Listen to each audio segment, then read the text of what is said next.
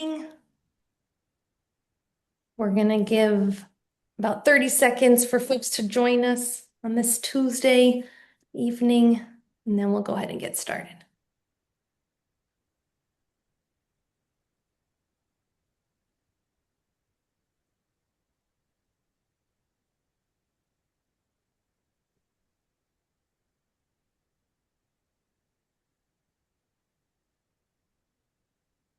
Great. Okay, welcome to those just joining. Thank you for being here. Thank you for coming to learn about the draft updated combined sewer overflow control plan that was released on April 30th of this year. We're really excited to share it with you. So my name is Abby Fulham. I'm a facilitator with the Consensus Building Institute, joined tonight by my colleagues Ona Ferguson and Charlotte Goodman.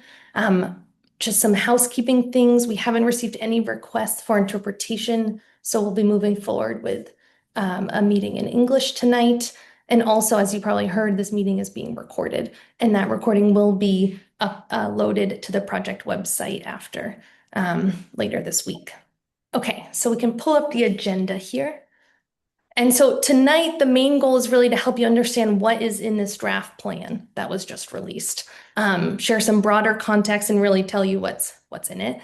And then also provide information about how to learn more about this plan and how to give official public comment on the plan.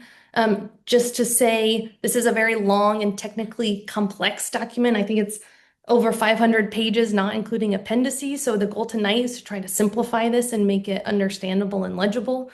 So you can go ahead and comment. And we want to make sure that you have the opportunity to ask questions about it. So that is the purpose of tonight's meeting, to share information about it and provide some space for Q&A. So we will start with presentations from the project team on understanding the broader context. We will share the draft recommended plan for each of the water bodies, to share some financial considerations, and again, how to officially comment and learn more. And then we'll go to Q&A around 7:15, maybe a little bit earlier. And we'll be on until 8 tonight. Okay. So first, we just want to share quickly where you can learn more about the plan if tonight wasn't enough. So one, you can read this plan in full online. Charlotte will post the link in the chat now. You'll be able to watch the recording of this presentation if you want to go back and hear an explanation again. That'll be on the project webpage, and Charlotte will post the link to that as well. You're also able to find a hard copy of this plan in all of the main library branches that are in the MWRA communities. They'll be in all of those library branches by the end of the week. I think they're in 60 some today. And then you can attend office hours that are going to be available through the summer. And on the next slide here, we just have a quick table of some of the dates. This will all be posted on the project website that Charlotte put in the chat. There's a number of office hours that will be virtual, in person in Boston, in person in Somerville, and in person in Cambridge. And so if you want to go and ask more in-depth questions that we don't have time or space to get to tonight, we really do invite you to those office hours, and this will all be online. Okay, we wanted to share how you can officially comment on this draft plan. So first of all, the comment period has been open from April 30th when it was released, and the comment period will close on September 30th of this year. There are a lot of ways that you can share official public comment, and what we mean by official public comment is comment that is submitted and then reviewed by the project partners and also the regulating agencies. So you can do that through that online portal in the link that Charlotte had put in the chat that says how to read the plan. You can comment directly right there. That's probably the simplest way. You can also send comments via email, and you can submit them by mail.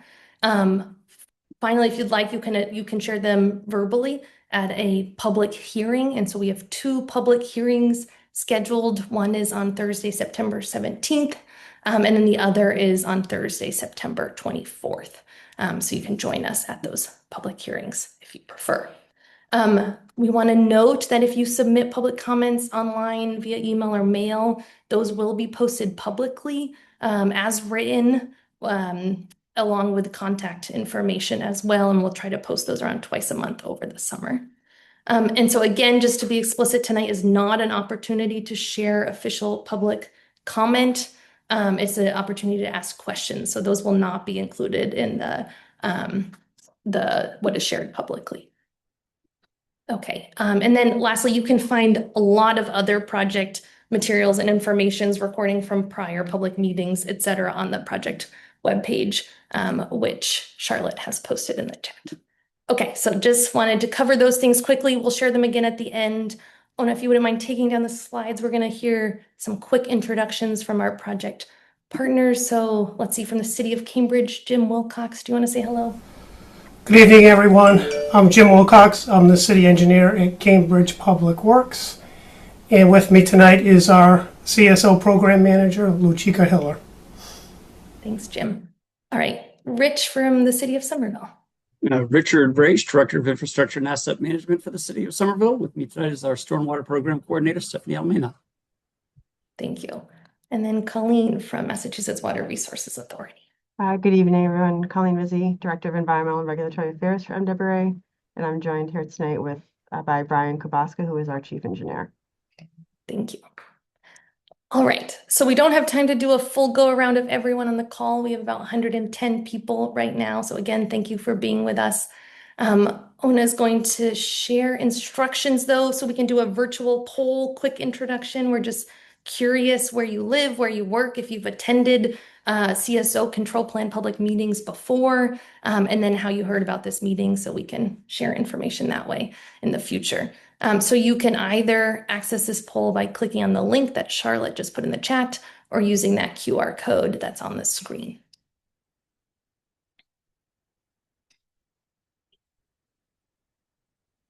And it looks like people are figuring this out, but if you submit your answer and then hit next or submit, you'll get to the next question.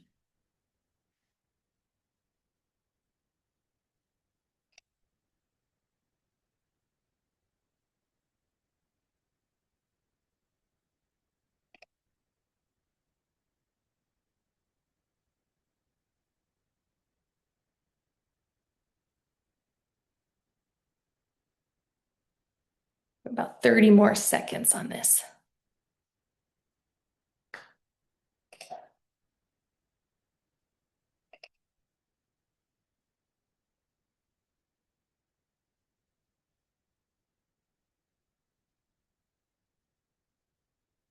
All right.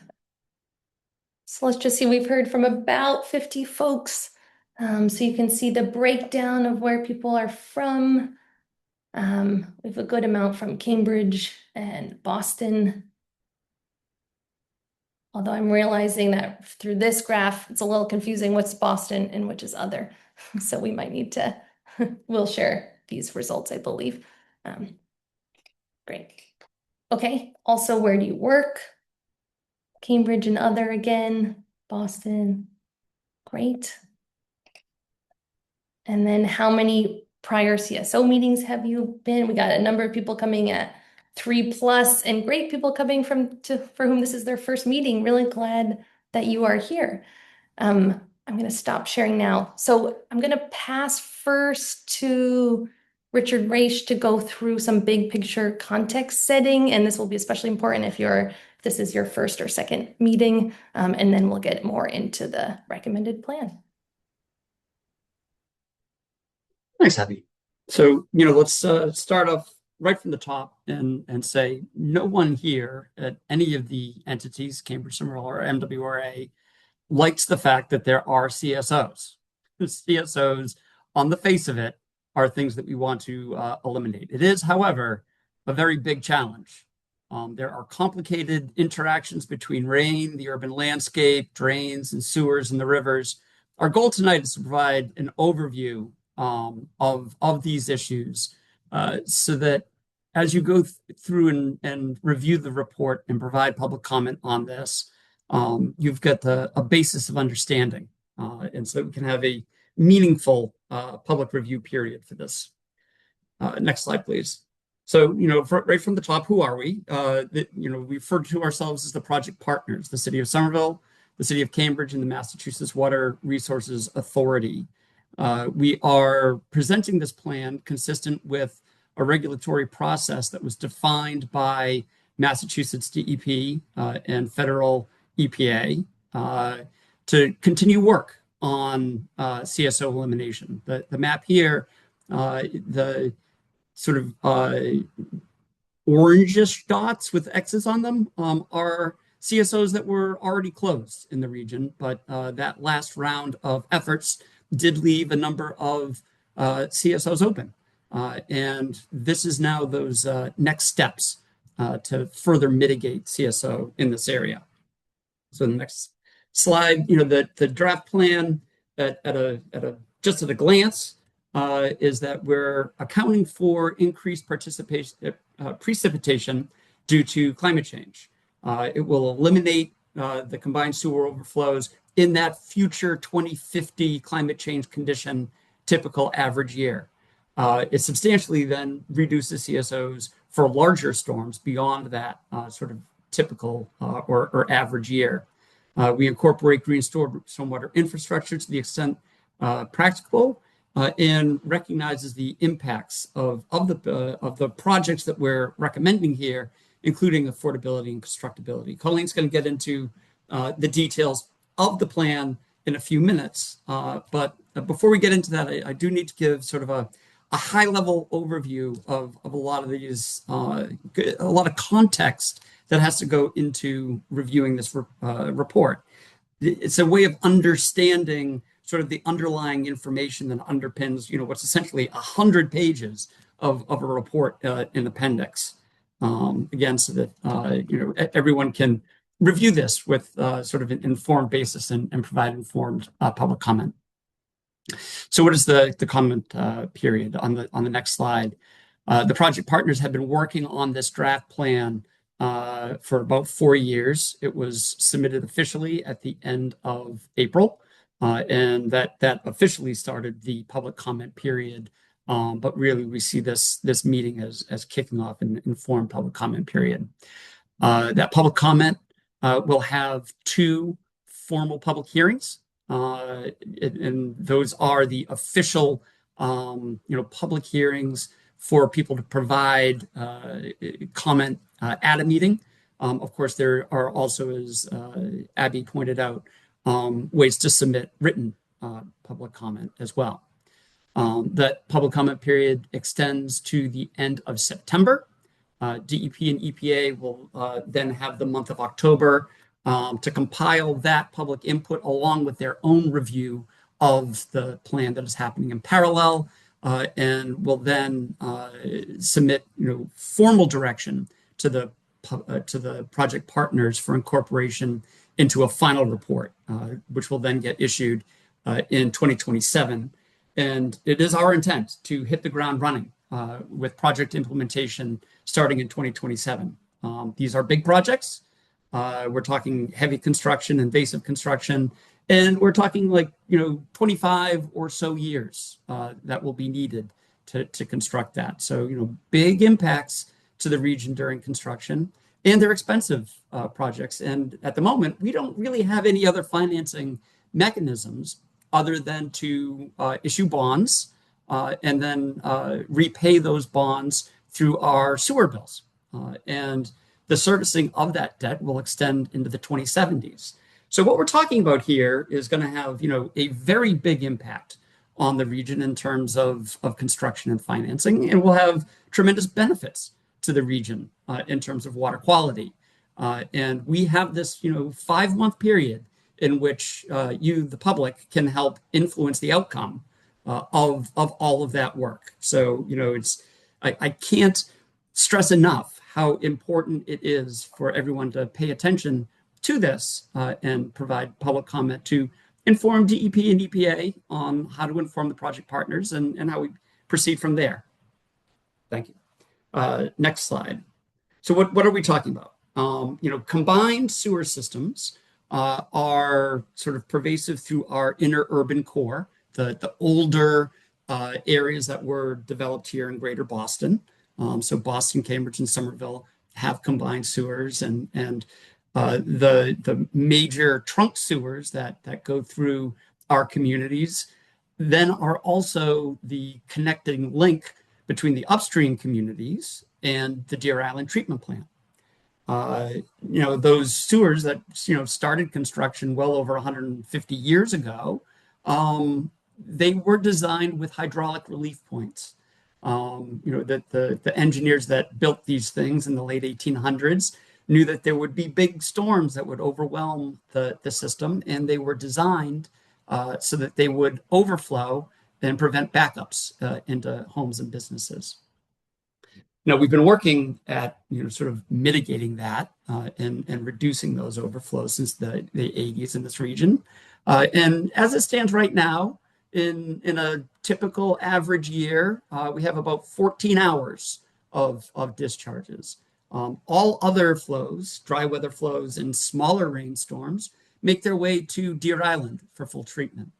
Now, in separate systems, by contrast, which is what we have in our more suburban upstream communities adjacent to Boston, Cambridge, and Somerville, it's a two-pipe system. So only sanitary flow goes into the sewer pipes, and storm drains handle all the stormwater runoff and direct all of that stormwater runoff directly to the rivers. Now, those kind of systems also have their own limitations and problems, and that stormwater runoff itself is quite loaded with pollutants. And every time it rains, which in the Boston area is 90 or so days a year, that means all those pollutants from that stormwater runoff go directly to the rivers. Now, that is regulated under a separate set of permits, what's called the MS4 permits, and every municipality in these river basins has their own MS4 permit and are responsible for reducing those pollutant loads. But that is, a separate sort of permitting program. What we're talking about tonight is more on the combined side. On the next slide, you can sort of see where the meandering river that brings us to our point here in time, and how sort of sewer technology and regulations have changed and evolved over the past century. Before the 1950s, the primary purpose of sewers was to get both sanitary waste and stormwater away from populated areas into the rivers, and so they were designed just to get to that point. It wasn't until the 1970s and the Clean Water Act was passed that we started to turn attention to the fact that that methodology was significantly impacting the quality of our receiving rivers. The pollutants were essentially killing those vibrant water bodies. We put cities near rivers because they're essential sources of life, and we managed to pollute them. So in the 1970s, we started changing how we built sewers, started treating wastewater, and particularly in our area in the 90s through 2000s, the Boston area focused on reducing the combined sewer overflows. We managed to reduce about 88% of total CSO discharges. But we have found that the river water quality isn't where we want it. And that is due to two reasons. One, we've got that continued CSO discharge, but we also have the stormwater discharge. And that's why we've got that separate MS4 permit program to address that. So we in the Boston area sort of finished that first round of CSO mitigation. The construction of that was finished in 2015. And most other cities in the United States and elsewhere are really trying to catch up to where Greater Boston got in 2015. And we're the first metropolitan region that's really taking those next steps to get those last remaining drops of CSO out of our rivers. So if we go to the next slide, we are definitely at the leading edge of CSO control. And we're approaching this with a much more informed set of tools and set of professionals doing this. We've got to change context for the water body. We're already starting from a point where 88% of the discharges have been reduced. And we have a much better understanding of the stormwater contributions to river pollution. We're starting here with a stronger team and tools.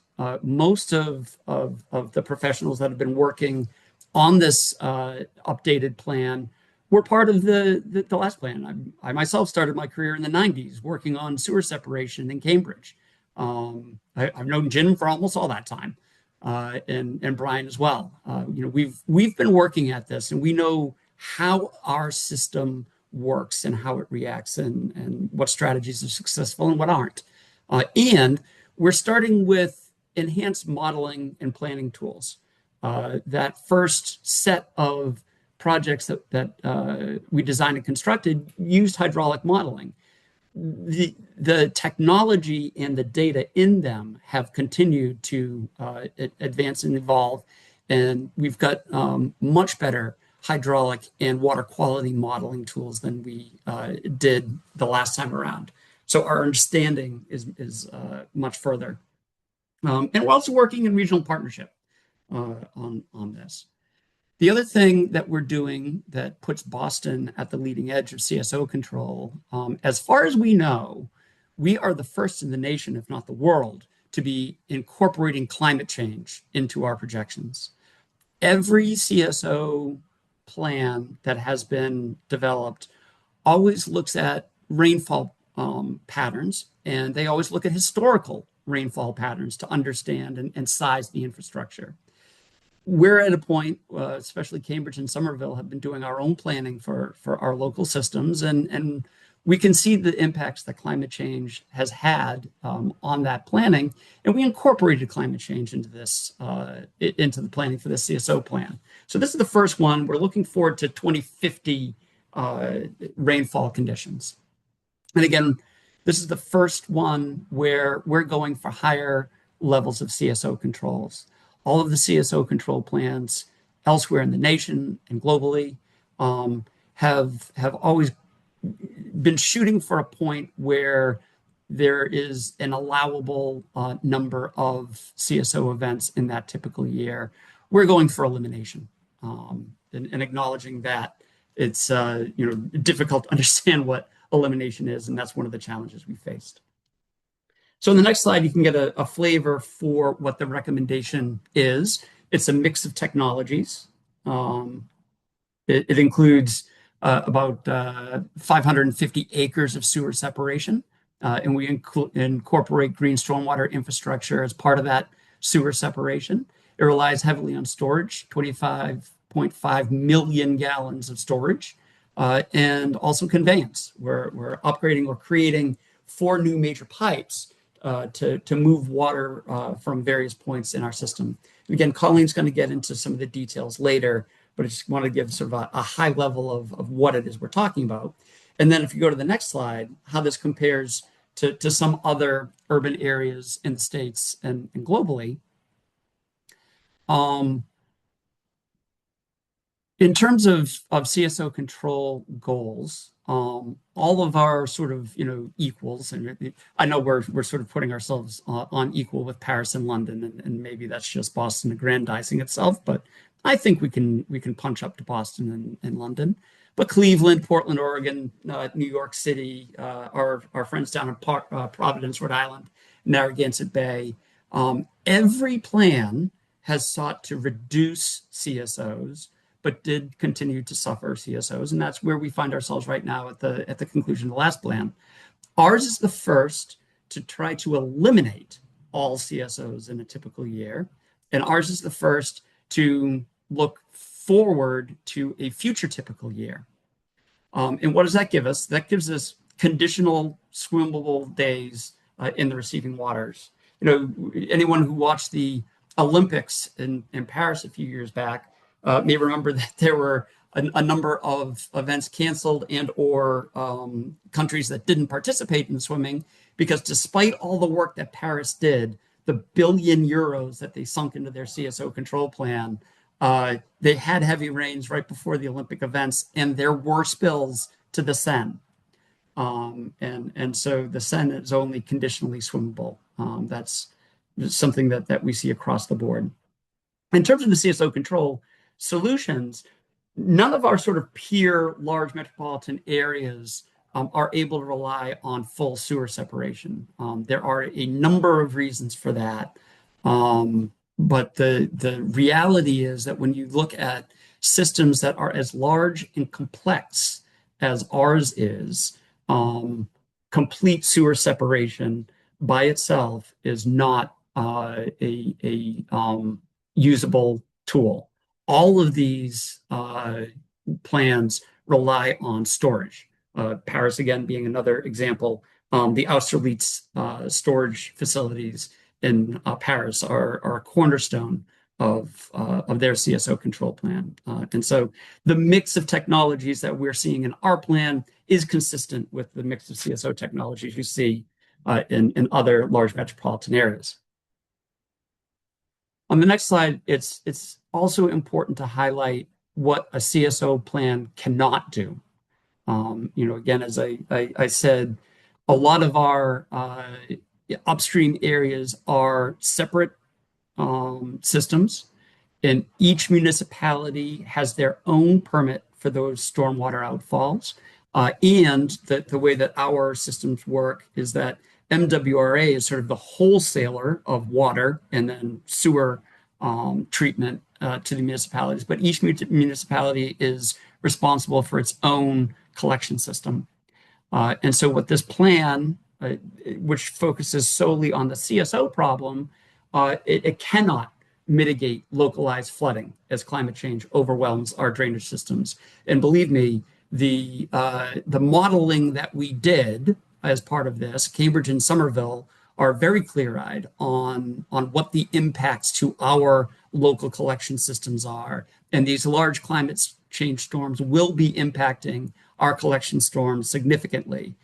So we will also, Cambridge, Somerville, and all of our regional municipal partners will be facing flooding issues as climate change hits our system. This plan cannot help with that. This plan also cannot help mitigate river flooding. Again, the river flooding itself is a factor of those rainfall events. CSOs don't cause flooding. The rain causes flooding. CSOs just contribute additional pollution to that flooded storm. Even once we do these plans, there are other things that are known that are needed to be done to restore these rivers. There's a lot of sediment, particularly in the alewife. Dredging and other activities like that would need to be undertaken by the Department of Conservation and Recreation, DCR, in Massachusetts. And again, along with the flooding, the localized flooding, this overall CSO plan cannot address sanitary sewer overflows that will happen in the localized systems, again, exacerbated by climate change. And finally, it cannot eliminate the water quality impacts from stormwater discharges. That goes to each one of the municipalities under their separate MS4 permits. So what we are talking about are tremendous strides towards fixing the CSO problems in the area and improving river quality. But there are other regional problems that we will have to address simultaneously. Just to dive into that just a little bit more, just to give you a little bit more understanding of that, the sources of pollution to the rivers are from dry weather. There are illicit connections. Each one of the member communities has to address those. It's the stormwater. Every time it rains, there are pathogens, including bacteria and viruses, oil and grease, nutrients, phosphorus and nitrogen from lawns, trash. All of that stuff makes its way to the rivers, and the municipalities are responsible for that. We are only talking about that last column, the CSOs, that happen during large, intense storms that carry high bacteria concentrations because of the sanitary waste, plus all the other stuff from the stormwater runoff. Our advanced water quality modeling indicates that eliminating the CSOs will not make the water bodies fully fishable or swimmable. The MS4 permits and other local efforts have to also tackle the dry weather and stormwater. And to give you an idea of the scale of that on the next slide, for the Charles River, this is sort of bubble diagram that give you an idea of the annual proportion of bacteria by source on an average year. And as you can see, stormwater discharges to the lower Charles is the largest source of bacteria. The second largest source for the Charles River are upstream impacts because our water quality model starts at the Watertown Dam. Those upstream inputs are essentially the stormwater discharges from the towns upstream of the Watertown Dam. The dry weather discharges in the little gray bubble are then number three. More work has to be done there. Coming in fourth on that total pollution are the untreated CSO discharges to the river and the treated CSO discharges. There's a treatment facility, Cottage Farm, on the Charles, and because that gets treated for bacteria, there's actually very little bacterial load coming from that. With this plan, we will be eliminating those two brown dots, but we cannot do anything about the purple, the green, or the gray. Switching over to the alewife and the Mystic, you see similar stories here. That the untreated CSO to the alewife is proportionally larger than it is in the Charles. But again, stormwater is the bigger contributor to bacteria in the alewife. And again, with this plan, that big brown dot goes away. But Cambridge, Somerville, Arlington, Lexington, Belmont, and maybe a little bit Medford have to address the stormwater dot. Looking over at the Mystic, the one CSO outfall to the Mystic is associated with a treatment facility, the marginal underneath 93. So again, that dot is very small because the bacteria is largely killed before discharge. But that dot would also go away. The stormwater impact, and again, that's coming from Everett and Malden as well, needs to be addressed by those cities. So our key takeaways here are that this is the partners are 100% committed to reducing and eliminating CSOs, and the draft recommended plan that is out there for public comment from an engineering perspective we find to be the right next step towards that goal.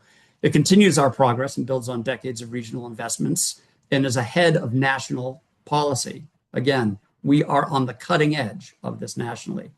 We're trying to balance affordability, recognizing that these recommendations are bold and necessary, but we also need to be mindful of ratepayer costs, also knowing that those same ratepayers are the ones that are going to have to address the MS4 problems on their own dime. We also recognize the constraints. We're focusing on solutions that can be constructed in our dense urban environment. We're talking about very difficult construction in Cambridge, Somerville, and Boston, and we're focusing on projects that we know we can deliver. And again, this plans for the future. This is the first CSO plan to account for future climate change conditions and eliminate the CSOs in a typical year. And to give you an idea of the magnitude of that, which is really big on the construction standpoint, we're talking about 13 events and almost 90 million gallons of CSO discharge. That's what this plan manages to capture and eliminate from the rivers. So with that, I'd love to turn it over to Colleen, who can give you more context on the recommended plan and how we got here. Thank you, Rich. So in the next slide, please.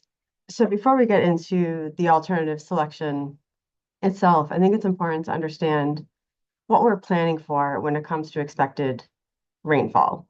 As Rich mentioned, part of the challenge in addressing CSOs going forward is the impacts of climate change, estimating that future rainfall and addressing that. As you mentioned, this is the first plan to do so. 2050 was the planning horizon that we used for development of the typical year and the design storms for this updated plan. We worked with climate experts to develop the future typical year, which includes higher intensity and higher volume storms than we experience today and as compared to the prior typical year. We've also developed future design storms, single event 24-hour storms, to assess the CSO performance in those larger, more infrequent events, as listed here. So the next slide, please. So future storms equals more rain, right? We know the impacts of climate change are coming. This table shows the current and the future storm predictions in this, the upper part of this table. And you can see that the rainfall will increase in the future. And we're planning for those increases in the draft plan. For comparison and to provide some context to what some of these numbers mean when we talk about a certain amount of rainfall in 24 hours. We included some large, more recent historic storms that some of you may recall. So if you look at the bottom part of this table, for example, Hurricane Ida dropped 5.2 inches of rain over 17 hours in the area back in September 2021. If you recall the storm, there was widespread flooding causing road closures, the flash flooding that came with that. That storm, if you're looking in the future, is comparable to the rainfall in a future 5-year design storm. And some of you may remember the significant flooding from the March of 2010 storms. 2010 storms, again, with road closures, roads washing out, widespread flooding. In comparison, the rainfall of that event in March of 2010 would be close to a future 10-year storm. Next slide, please. So the levels of control, you'll hear that term a lot. When we talk about the levels of control, we're talking about what size storm or storms we size CSO alternatives to control. We had alternatives that partially controlled CSOs in the 2050 typical year. We have taken the feedback from various stakeholders and removed this level of control from consideration moving forward. We've also had alternatives that would result in 0 CSOs in a 2050 typical year. In other words, this level of control would eliminate CSOs in all 98 storms in that future typical year, which touched on this already. We also looked at alternatives that resulted in 0 CSOs in those single larger storms, the 5 and 25-year storms. And then we looked at full sewer separation. Next slide, please.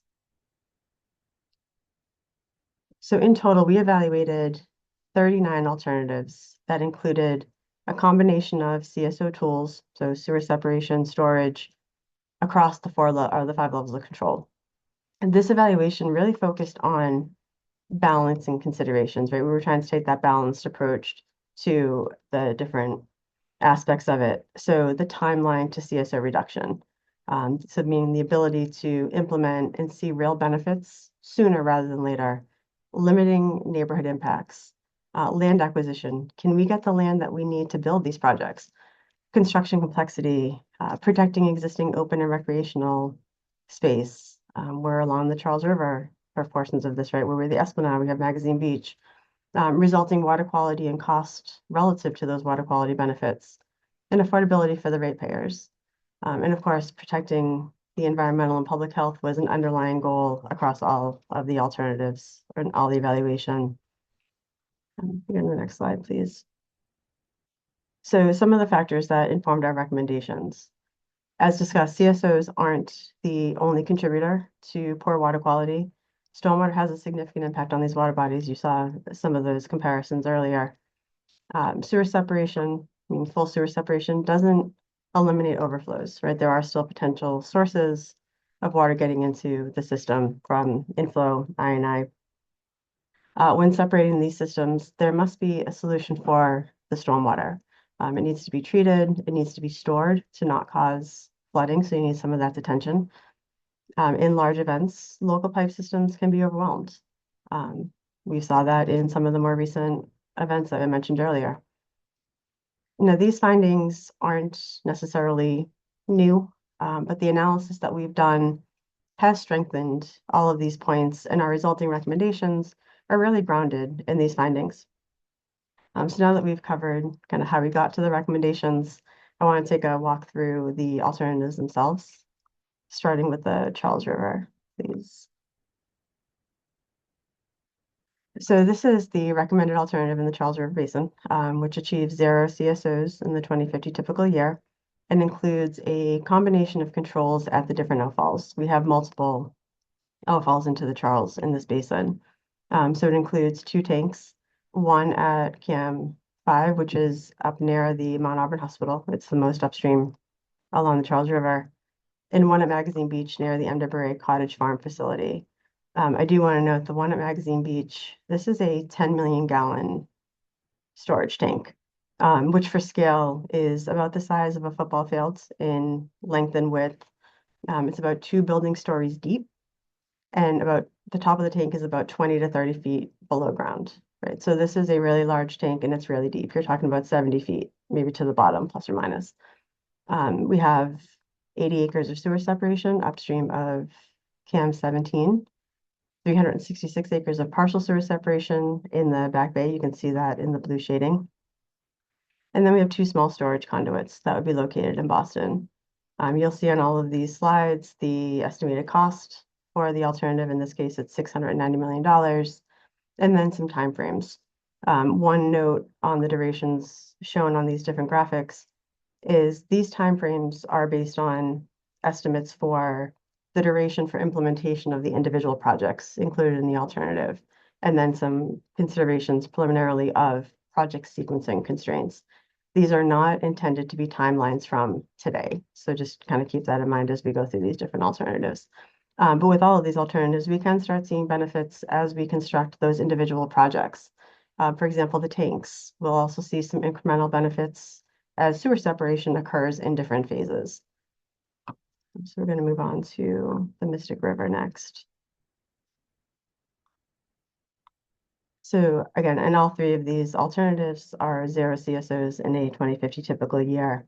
In the Mystic River, this alternative includes 95 acres of sewer separation and a 7.4 million gallon tank that would be located in the Assembly Row area. Again, for scale, this tank, while smaller than the one in the Charles, is still really big.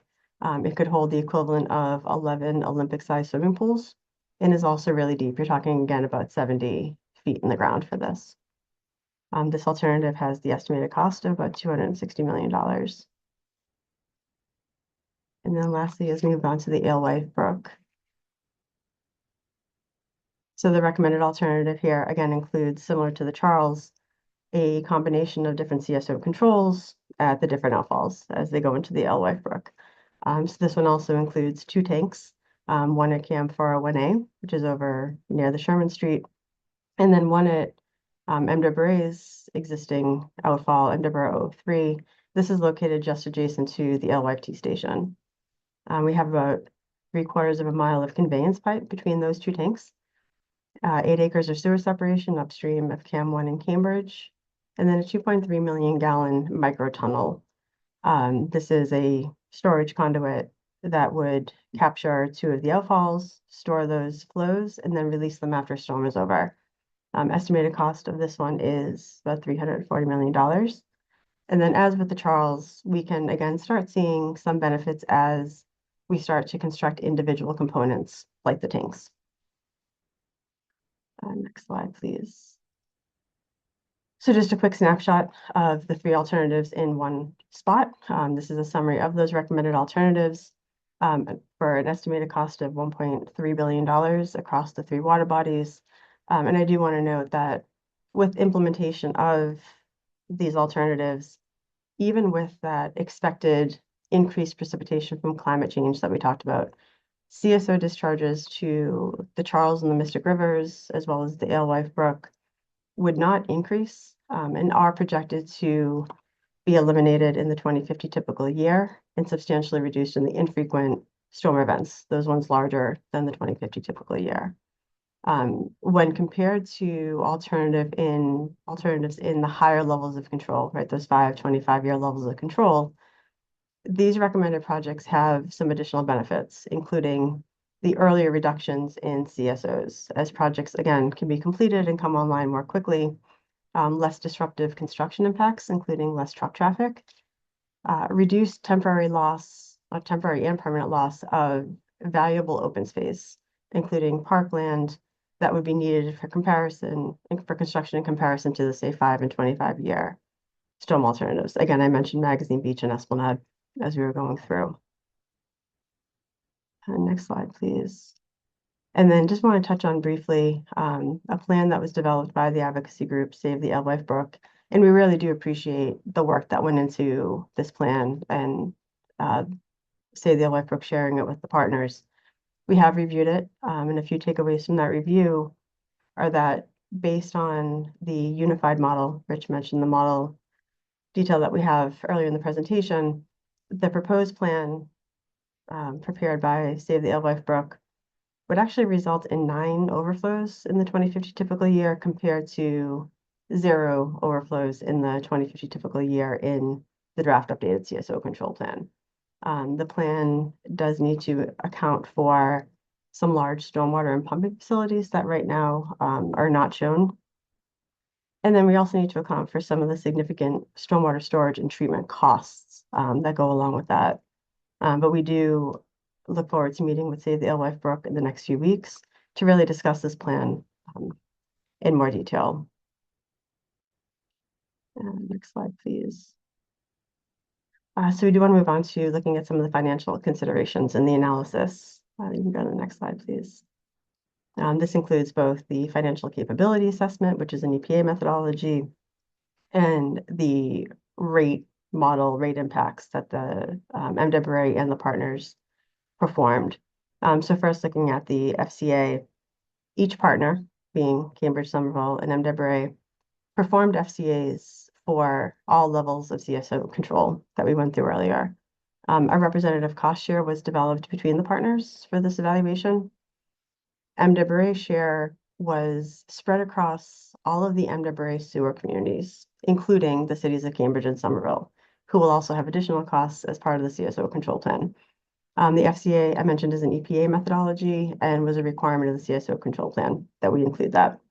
The FCA typically is used for help in negotiating implementation schedules for CSO projects, right? So if you had to extend a construction schedule in order to kind of draw out the costs, I'll say.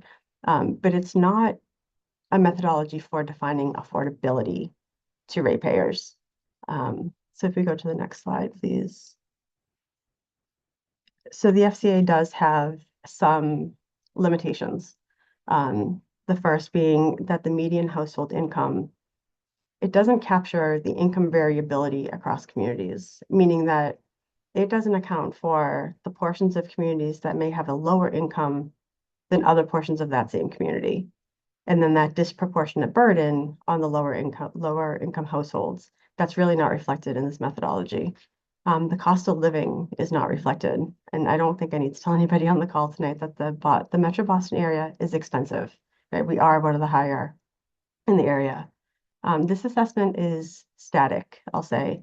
It doesn't account for future economic shifts, inflation, or demographic changes, all of which could affect affordability over time. It also doesn't account for other municipal costs like water infrastructure, schools, other burdens that may be on a community. Next slide, please. So just looking, starting with the MWRA before we move on to Cambridge and Somerville. So I mentioned that MWRA share of costs will be spread across all of its sewer communities. That's a total of 43 communities, including Cambridge and Somerville. Households in these 43 communities will see the rate impacts to account for the CSO projects, in addition to rate increases needed to fund MWRA capital projects, to either maintain existing facilities and infrastructure or to construct new projects. While the total cost of the plan I had showed in that summary earlier is estimated at $1.3 billion, this again will be split between MWRA, Cambridge, and Somerville, with MWRA's share of the draft plan estimated at about $763 million in today's dollars. And we'll look at that in more detail in just a minute. I want to note on this last bullet here that MWRA's advisory board, for folks that may not be familiar, was formed to represent the communities that MWRA serves and then to advocate for the ratepayers in those communities. They've done a lot of work in looking at the draft CSO plan, and they developed a dashboard so that communities can see what the impacts of the plan are for them financially. So if we go to the next slide, please.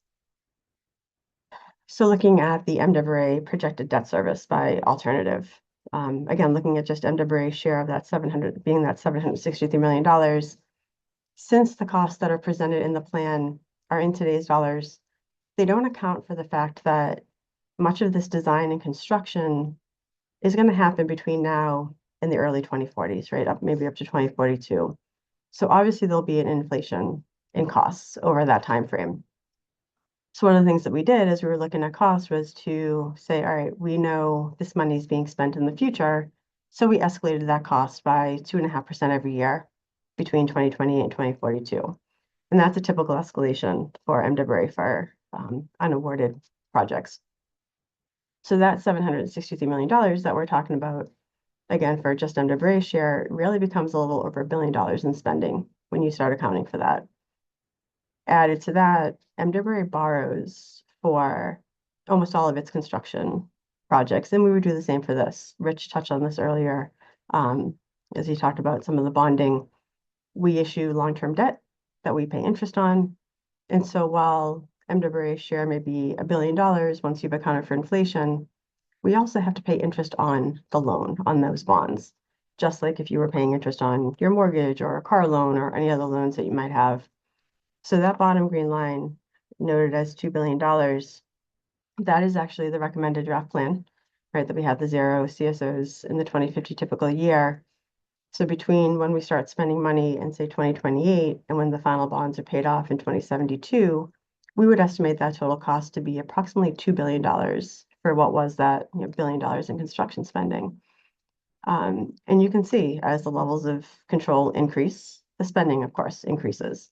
That top line, the red line, is for a 25-year level of control, which is estimated to cost about $5.6 billion, all said and done. I want to note that the MWRA rates projection model ends in 2050, and that's our standard. We look out that 25 years. But over 50% of this debt service is going to occur after that. It'll occur after 2050. So while we're looking at impacts up to 2050 when we talk about the rates, we don't want to lose sight of the fact that there will be additional debt service beyond that period. I mentioned the advisory board's analysis, the dashboards that they put together. That does extend beyond MWRA's standard projection window and goes through 2072. So you can kind of see, the tail end of that debt service. And we also don't want to lose sight of the fact that as we look at rate increases for these communities, these are in addition to other financial pressures in these communities and the households that pay those bills accordingly. And with that, I'll hand it over to Luchika to go through the Cambridge and Somerville financial analyses. Thank you, Colleen. Let's now look at what these costs of the updated CSO control plan mean for individual communities and how the MWRA rate increases translate into what residents in the MWRA sewer area will see for rates. Tonight, we are using Somerville and Cambridge as example communities for two reasons. We are part of the draft plan, but we also have financial modeling tools that can predict future sewer rates and bills. So we could see the impact right at the kitchen table that people can expect from this plan. A lot more detail about what Colleen presented about the MWRA FCA's analysis and what Cambridge and Somerville have done can be found in section 11 of the draft report, along with the 3 accompanying appendices. I hope people get a chance to really dig into the report. In the next few slides that I'll show you, you'll see some terminology that I wanted to explain here first. Baseline sewer rates, what you see on that first line in the lighter blue, are the rates as we pay them now. These rates include the MWRA assessment, which is the amount MWRA charges each community. That is a calculation based on population, maximum flow, average flow, and some other metrics. And then it also includes what the city is planning for sewer stormwater projects and our O&M, so our operation and maintenance of our own collection system. Future CSO sewer rates, which you can see in the bottom, are the rates that include the cost of this draft recommended plan for all the levels of CSO control, the limited, 0 CSOs in the 2050 typical year, all the way up to full sewer separation. Similarly to the baseline, it includes the MWRA assessment, but this assessment now is increased to include the CSO plan, like Colleen showed earlier, then the city sewer and stormwater projects and operation and maintenance. And the extra piece of the pie is the preliminary negotiated cost share for the updated CSO control plan. A reminder, there are multiple future CSO sewer rates that we will show you, so one for each level of CSO control. In this next slide, you will see for Cambridge the forecasting that our financial model did for percent rate increases. You will see that we show these predicted bills or sewer rate increases in 20 or 30 years, because again, that's how far our models go. But the mortgage payments, so to speak, will be longer as well in the 40 to 50-year time frame. For the city of Cambridge, the image that you see on the right shows projected percentage rate increases for the next 30 years, starting with the baseline in the first column, and then all the levels of CSO control, including full sewer separation. You see that the city of Cambridge sewer rate increases will be significant year over year, especially in the beginning, and that the recommended plan, which is highlighted with a sort of a bar around it, is the highest level of CSO control that doesn't go into double-digit rate increases. I want to explain why you see larger percent increases in the early years, and that is for a couple of reasons. We, as a community, need to keep our debt-to-income ratios at levels that still keep us financially healthy and allow us to borrow money at low interest rates. We also want to build our cash reserves, right, in the beginning so we can take on less debt and also afford to pay off the debt. In the next slide, you could see 30 years from now, in 2056, how much the annual sewer bill would increase as compared to today. An average single-family residential household bill is about $1,200 today and will be about $3,200 30 years from now, even without doing any of the work in this CSO control plan. The recommended CSO plan will increase the bill in 30 years to $3,341. As you can see, the increases in the sewer bills will be dramatic for the higher levels of CSO control, especially for the 25-year of control, where we're talking about, $7,600.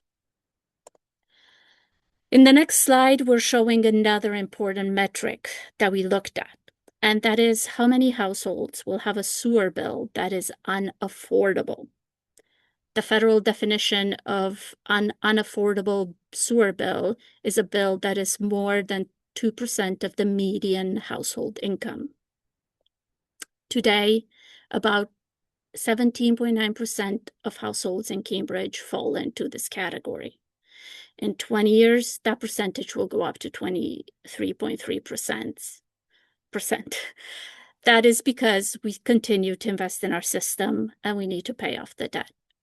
Once we account for the draft CSO recommendations, a quarter of Cambridge households will see unaffordable bills for the recommended plan.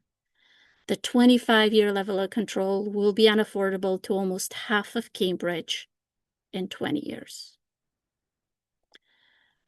The financial model for Somerville, in the next slide, paints a similar picture to what we see from Cambridge. Rate increases in Somerville are not only in the double digits, but also reach the 20%.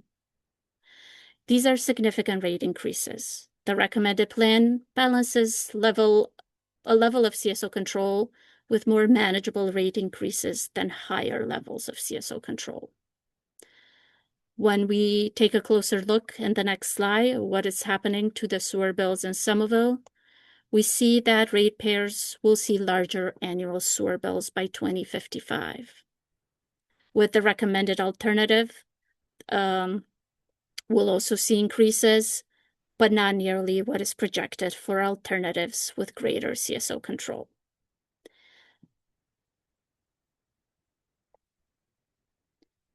We're almost done concluding our technical presentation, and in this next slide, I want to reiterate our main takeaways from our work for the past 4.5 years.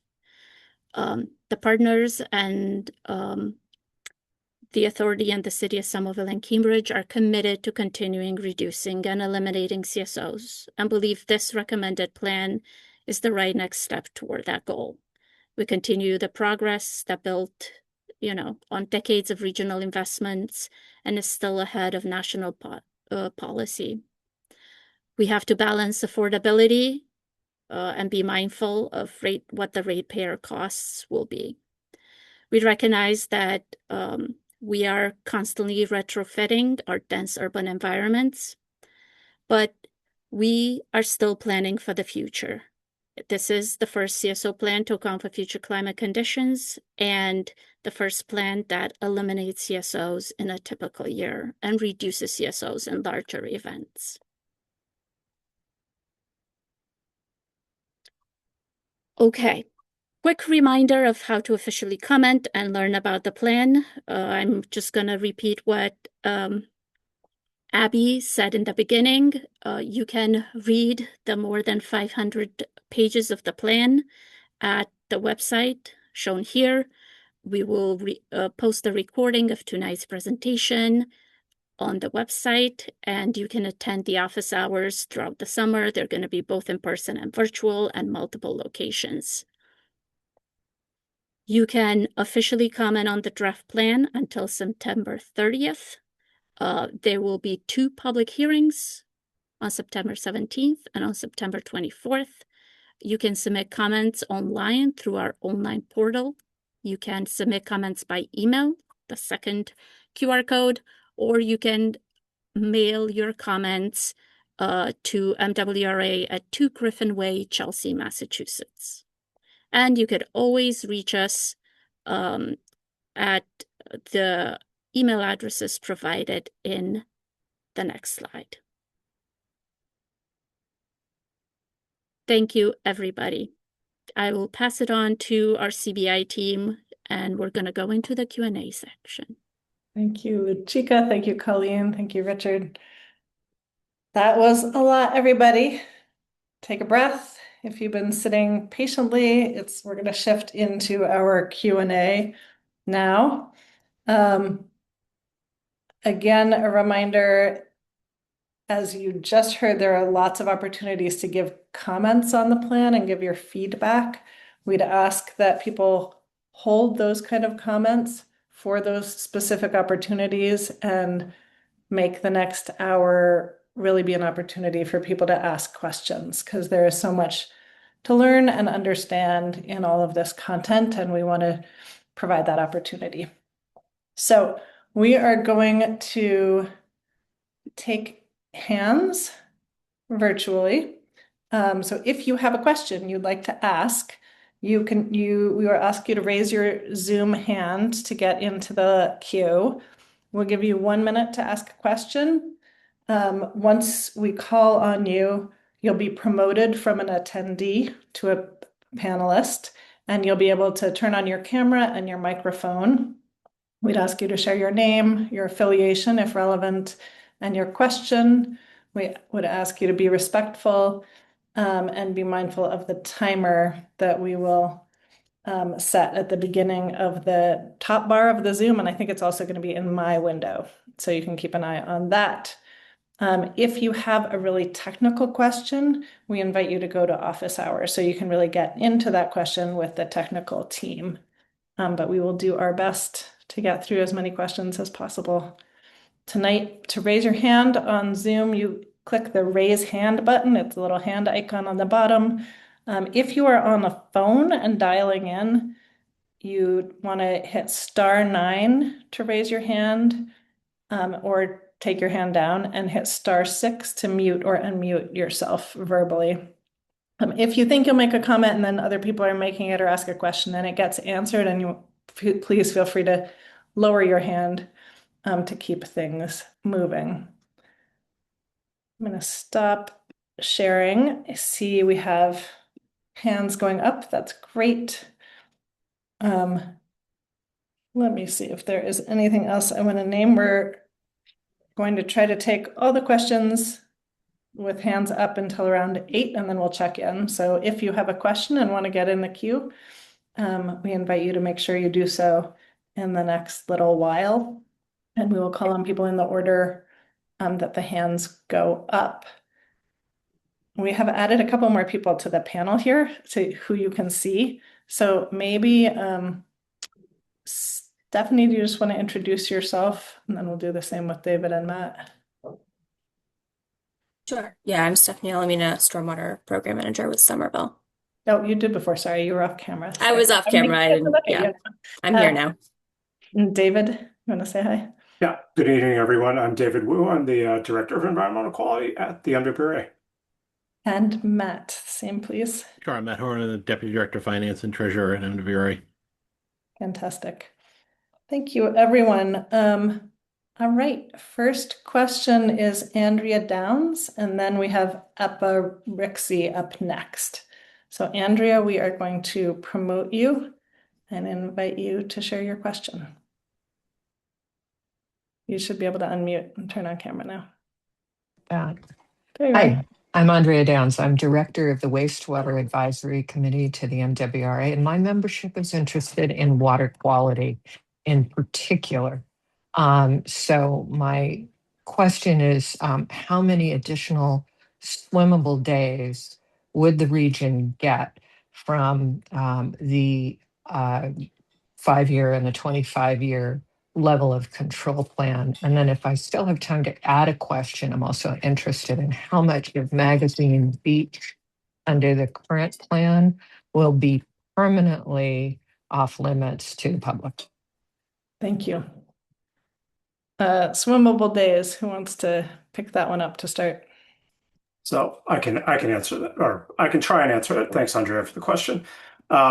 So I think your question is a little bit difficult because the 5 and 25-year levels of control, we didn't really look at the water quality modeling for those. But I think as a general theme, and I think we tried to get this across in the presentation, is that CSO's impact, the CSO impact to water quality is there, but that impact is always concurrent with stormwater impacts. So I believe we are looking at around 92 to 95 storms in a 2050 typical year.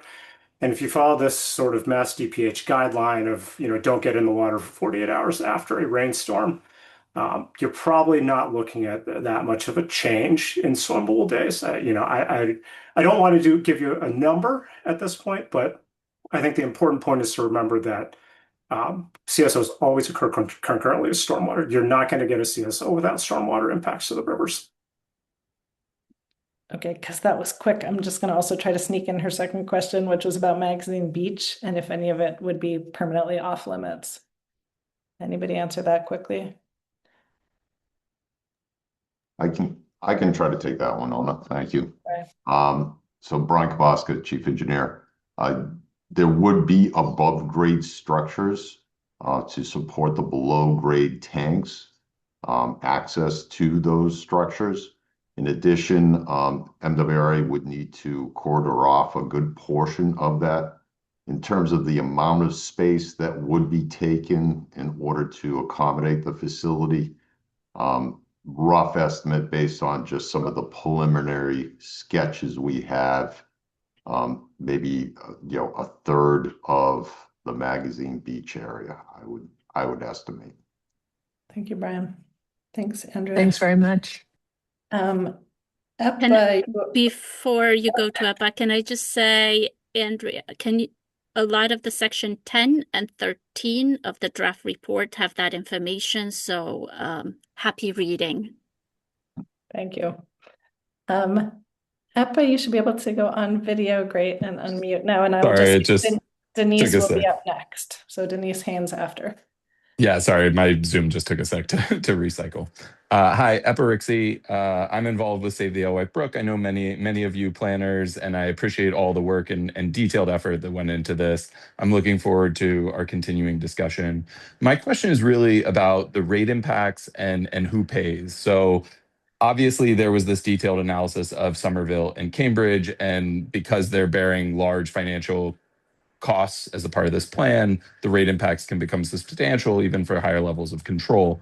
But what I'm really curious about is the city of Boston and why MWRA funding impacts seem to not be reflected in Boston rates. There was no rate schedule shown for Boston. I didn't see any Boston cost sharing. And so I just kind of want to understand that piece of the puzzle of why Cambridge and Somerville are being treated differently than Boston. Thank you so much. Thank you, Eppa. Who wants to take that? You Matt? want me to try? I can try and take that. So the rates that were shown were developed by Cambridge and Somerville for their local communities. We showed overall MWRA's charges as an assessment, but it will be assessed to individual communities. Our advisory board actually has a very good dashboard where you can go in and click on every community and see the overall impacts and what each community will pay, what their share of the program would be. So I would recommend if the advisory board website would probably give you the best detailed information on each community and what they may pay over the course of the project. Can you answer directly, though, the question of why Boston, where there will be projects, isn't paying the same, would slated to pay the same as Somerville and Cambridge? Or can someone answer that? Yeah, I mean, I think we can, maybe Matt, I can jump in on, especially why we focus on this tonight was more the representative examples in the interest of time, right, to show the two partners that were in here. As Matt mentioned, we do have additional information for the other communities, and we can go from there. But I think if the question ever was more on why we kind of focused on those tonight, it was really just in the interest of time. We want to be able to get some representative examples, and the partners were the best suited to do that. Yeah, each one of the communities will have to take the information that the advisory board is providing and extrapolate what their local charges are going to be. Because for each one of us, each municipality, the MWRA is one portion of our overall costs, and then we each set our rates individually. Cambridge and Somerville, because we're partners in this, have done that analysis as part of the report. And the advisory board is positioning the other 41 communities to be able to do that for themselves. Yeah. All right, let's go to Denise Haynes next, and then after Denise will be Beth Malofchik. Denise, welcome, you'll be promoted.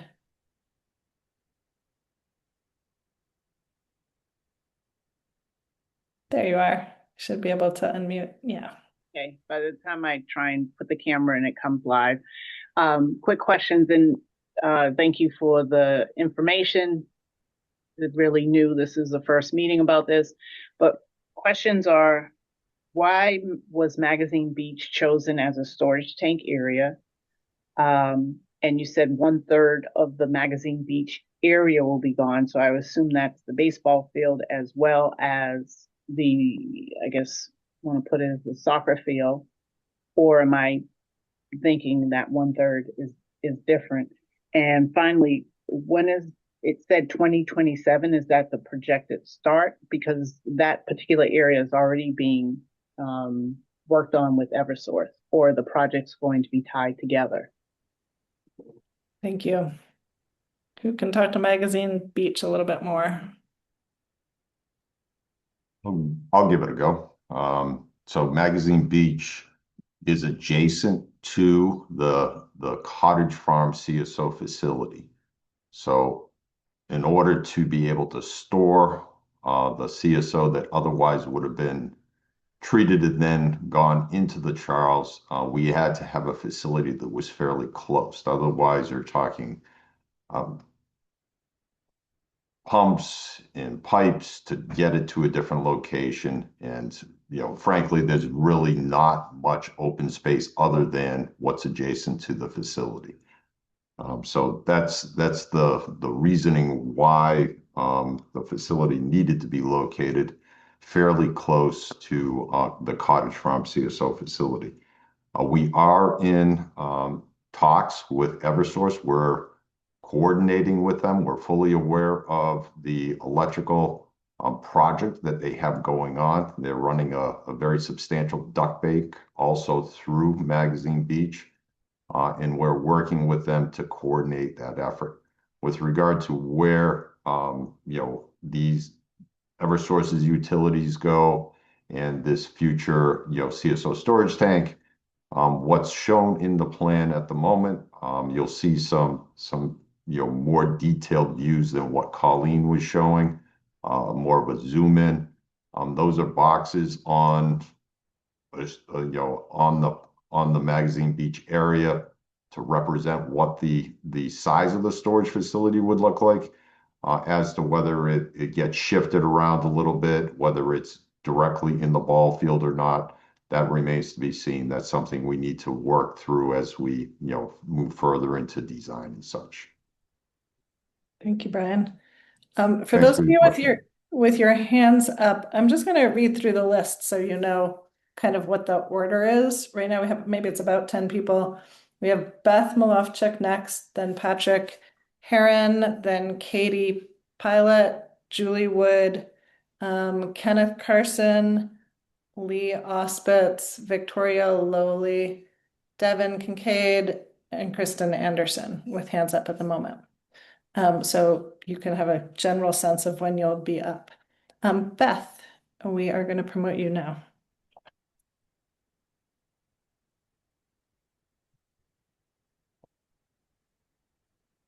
You'll have to accept an invitation, Beth, from Zoom. There you go.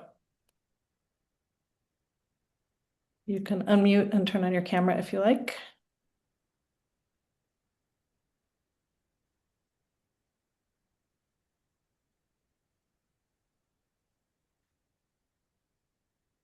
Camera's working, you got to unmute yourself.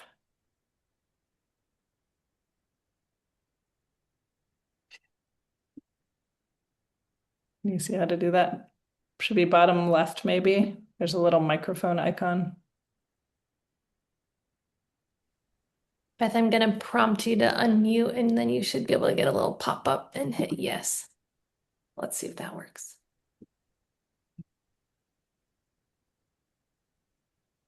Beth, it's not working yet. Let's let the next person come in also, and we'll let you keep trying to find that unmute. So next up is Patrick Heron. Patrick, you're going to be promoted.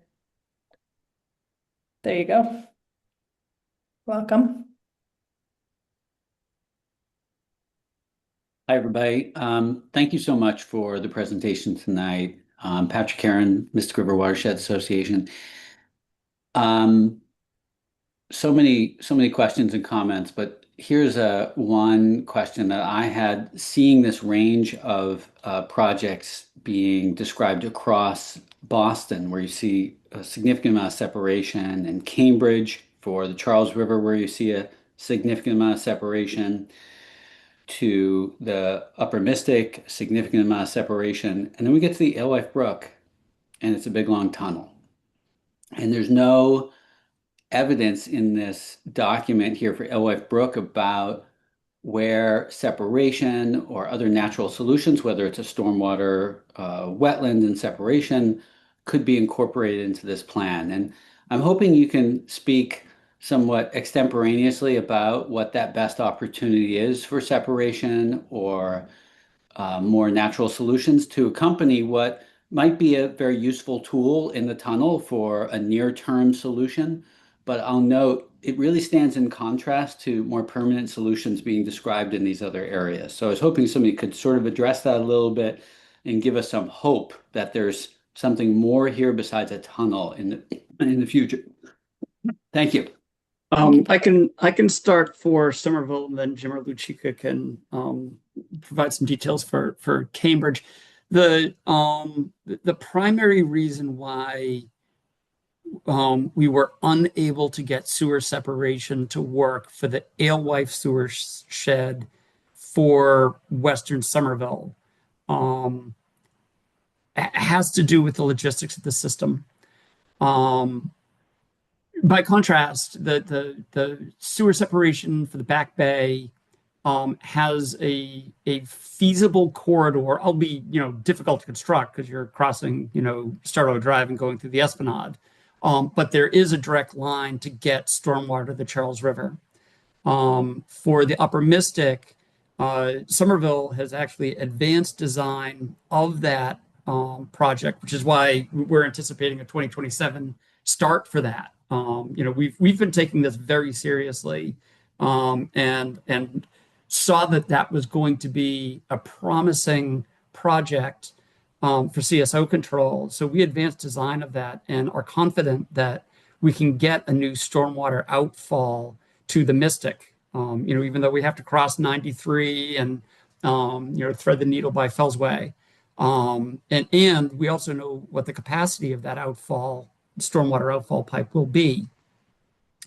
So we have routes to get separated stormwater from the neighborhoods to the Charles and the Mystic. And so we can proceed with sewer separation for those neighborhoods.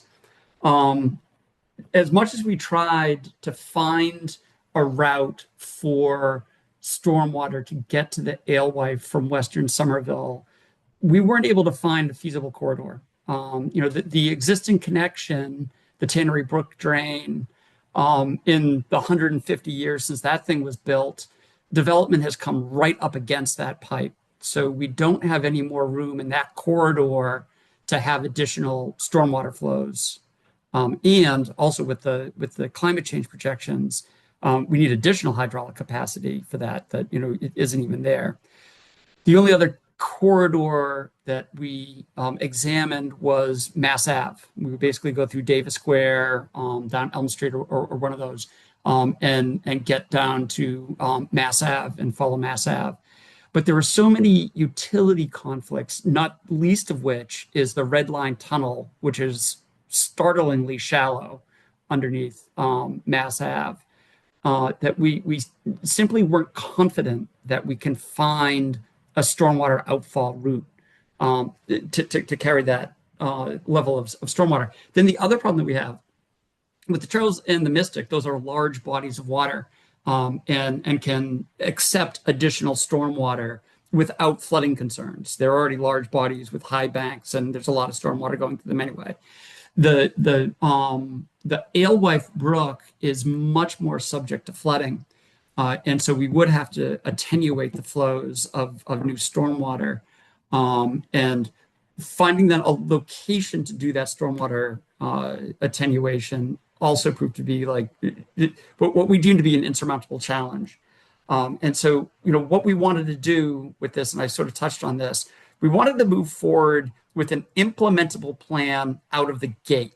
We didn't want to suggest a plan that, after 5 years of engineering, we hit a brick wall and say we can't implement this.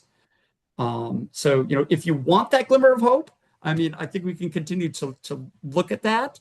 But in terms of something out of the gate that we know will reduce CSOs to that level that we're shooting for, the tunnel is the only practical solution for us. And as much as we would want to do sewer separation, because that also has, sort of benefits for the neighborhoods, because then I don't have to worry about those pipes. I'm renewing those pipes. Now I have old pipes in the neighborhood that I have to renew on top of building a tunnel. It just wasn't an implementable plan for us for Somerville. Thank you, Rich. Thank you, Patrick. Let's go to Beth. No, before we leave that, could I just talk about the Alewife in Cambridge? Sure. So Patrick, thanks for the question. Just a little bit of history first. So as part of the original long-term control plan for CSOs, Cambridge did do sewer separation, and in a large area in the Alewife watershed, we eliminated 2 CSO outfalls through sewer separation, one at CAM 004 and one at CAM 400. As Rich mentioned, you have to incorporate flood attenuation, and we were able to solve that problem in Cambridge by building the Alewife wetlands. which is a pretty historic project for the region, and being able to build a stormwater wetland of that size. But just to this new control plan, as Rich mentioned, we want something that's implementable now. We had a meeting last week regarding the CAM 401A storage tank in Cambridge. That is a project that we can implement now that will provide a level of control up to the typical year on a pretty short time period, probably in 3 years. But we are looking at concepts where we could continue sewer separation in that additional 192 acres in CAM 401A and convert that CSO holding tank to a stormwater holding tank that could provide flood alleviation and also flood attenuation. So we are still considering additional sewer separation, but we are focusing on projects that we can implement in the short term right now. Thanks, Jim. Beth, can we go to you now? Can you unmute? You have to find the unmute button. Oh, it's not working. Maybe you could email your comment to Charlotte and we can read it. I'm so sorry. I think there was a team member wanted to respond to another question about 2027 and Magazine Beach. So Brian, I'm giving you the floor for a moment. Remind me what the question was. I think it was about how existing work, maybe with the utilities. No, Luchika, what's the question? I think it was just asking if it's going to start in 2027, the work. Magazine Beach work. At the moment, we haven't developed a preliminary schedule for all the projects that encompass this recommended plan.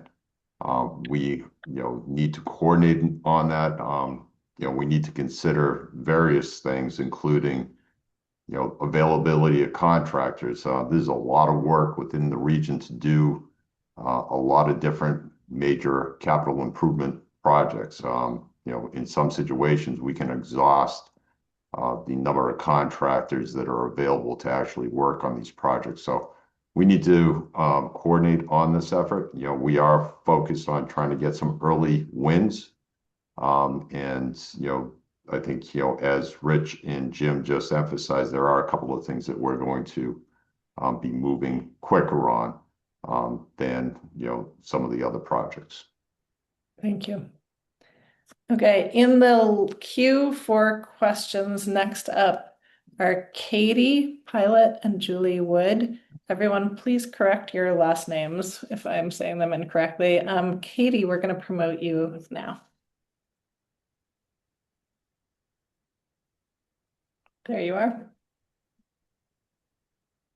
Hi there. Katie Pilot, you said it right. Good job. I was going to ask how many more acres there are in that CAM 401, was that it, that could be separated in the future? And Jim answered that, so I appreciate that. And I appreciate hearing that that is still something that's being looked into for the future. So beyond that, I was just going to say I appreciate that there are office hours, but I don't see anything saying where those are going to be, and wonder if that will be on that joint CSO, what is that? Joint CSO planning website? Yes, we are just nailing down the final location details. So stay tuned in the next week or two. We expect to have all the details, addresses, all of that. Okay, great. And last question was, or just when I was listening to someone asking why Boston was not being shown in the same way as Cambridge and Somerville, I guess it occurred to me, like, why is Boston not a project partner? Yeah, that's a good question. The regulatory process that was outlined by DEP and EPA that sort of formed this, dream team of project partners of Cambridge, Somerville, and MWRA has everything to do with the fact that we are permitted the CSO outfalls. So if you remember the river of regulation that I sort of outlined, In the 80s, as response to the Clean Water Act in the 70s, EPA and DEP basically went around and found outfall pipes to every river and then assigned someone responsibility for that outfall pipe. And permits were generated. And so there are a few different outfalls to the Alewife. MWRA has one, Somerville has one, Cambridge has 3 or 4. The one on the Mystic is joint to MWRA in Somerville. On the Charles, there are a number of outfalls that are permitted to Cambridge. And for reasons that I do not know or understand, all of the outfalls on the south side of the Charles were permitted to MWRA, not to the city of Boston. Therefore, the city of Boston was not listed as a project partner in this because all of those outfalls were assigned to MWRA, even though they ostensibly serve Boston areas. All right, thank you. Thank you. Next up is, I believe, Julie Wood. Julie, we're going to promote you, and then Kenneth Carson will be next.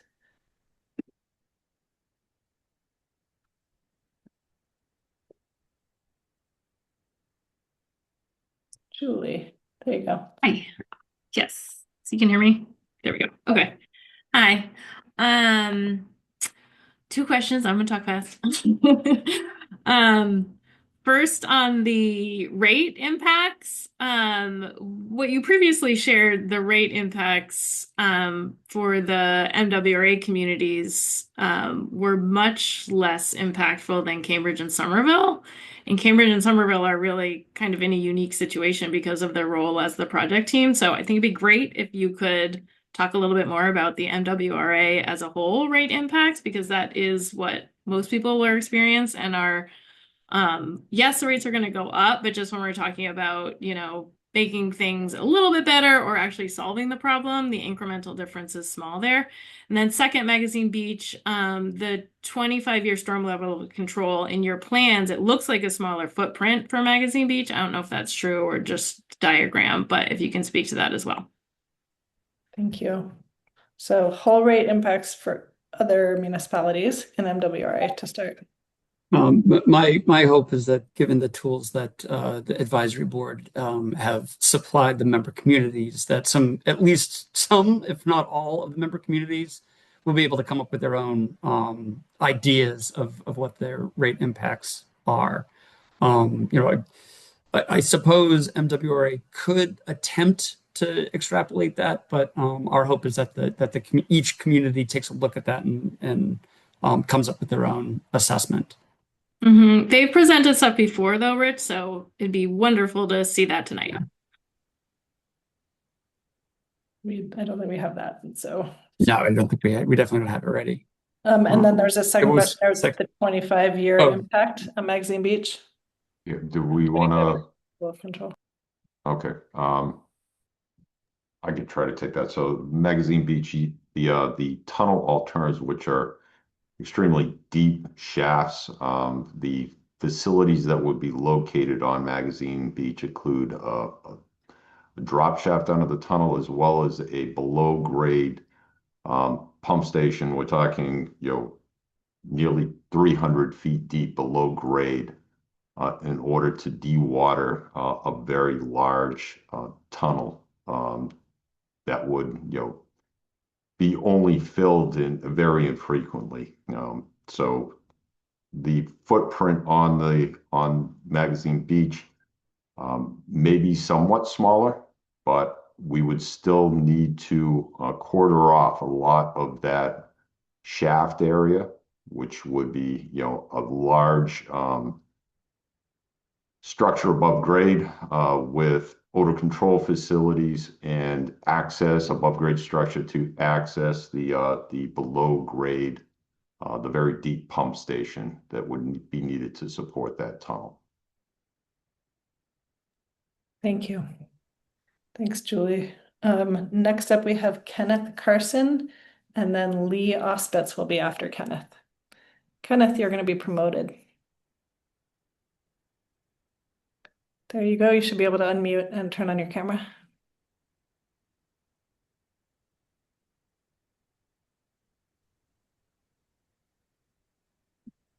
Okay, hi. Hi. Ken Carson, Magazine Beach Partners. We're an advocacy group for Magazine Beach Park. Have been responsible for working with DCR and the city for a lot of the current improvements. Following up on earlier questions about Magazine Beach, um, there was an indication by Brian of some flexibility as to the exact location uh, of the tank itself, and I'd like to hear more about the degree of flexibility and what the prospects are there, in light of a goal of minimizing impact on playing fields in particular. And then any further detail that can be provided about the structures that are needed. And there was a mention of 1/3 uh, of something being an area that would effectively be cordoned off or pulled out of parkland, so to speak, if I got that right. And I didn't understand 1/3 of what. Is it 1/3 of what's marked as the blue area uh, of the tank, or something else? Yeah, who wants to take those questions? Thank you. So more about Magazine Beach. Yeah. I guess I'm the Magazine Beach guy, so. Yeah. That's fine. Thank you for your question, Ken. Sure, thank you. Yeah, so with regard to how much we know about the final position of the tank and the structures, a large footprint, and I think we have a figure in the report. I think it's figure 9-6, 9-61, basically shows where the approximate location of the tank would go. That would also include some piping, pipes from a large, like conveyance pipe from the cottage farm facility that would have to cross essentially just a little bit north of the parking lot and get out to the tank. So that's what's going to carry the CSO that would otherwise have gone through the facility and out to the Charles into the tank. So that's a pumped discharge up to a certain elevation, gravity flow into the tank. And then you also have, pumps and such to dewater the tank, and that would be through a pipe that would run back into the MWRA sewer. And, what isn't shown,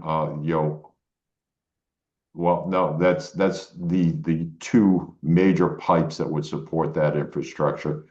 And as I mentioned, a pump facility, so that would require hatches and such to get down into a chamber that would be able to, staff would be able to get into to maintain that equipment, as well as odor control equipment that would have, some vents above grade in order to ventilate the facility and such. A good amount of equipment. And, as you probably know, with Cottage Farm facility, the CSO facility, there is a fenced perimeter around the facility. And I would anticipate something very similar to that for this storage tank.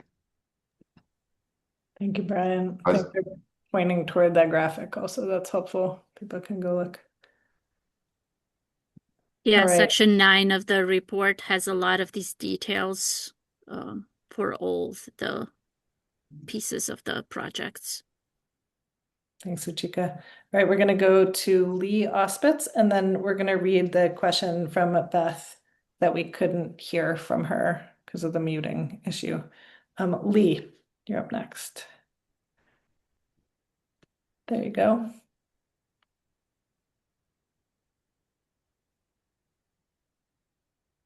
Hi. Hi, welcome. Did it. I'm a resident of Somerville near Davis Square, and I have a rain barrel that captures my water from my roof, and I use it for the garden. But I've also done some business in Belgium, which gets lots of rain and has a requirement for home construction that you dig a cistern in your driveway and use the recycled water. Most people use it for washing clothes and flushing toilets. I tried I tried to install such a thing in my house in Somerville about 25 years ago and was told the MWRA would oppose it because, of course, their rates are based on the water use to support the sewage use. But my question is, given the climate change emergencies, would it be worth a fresh look to recycle roof water?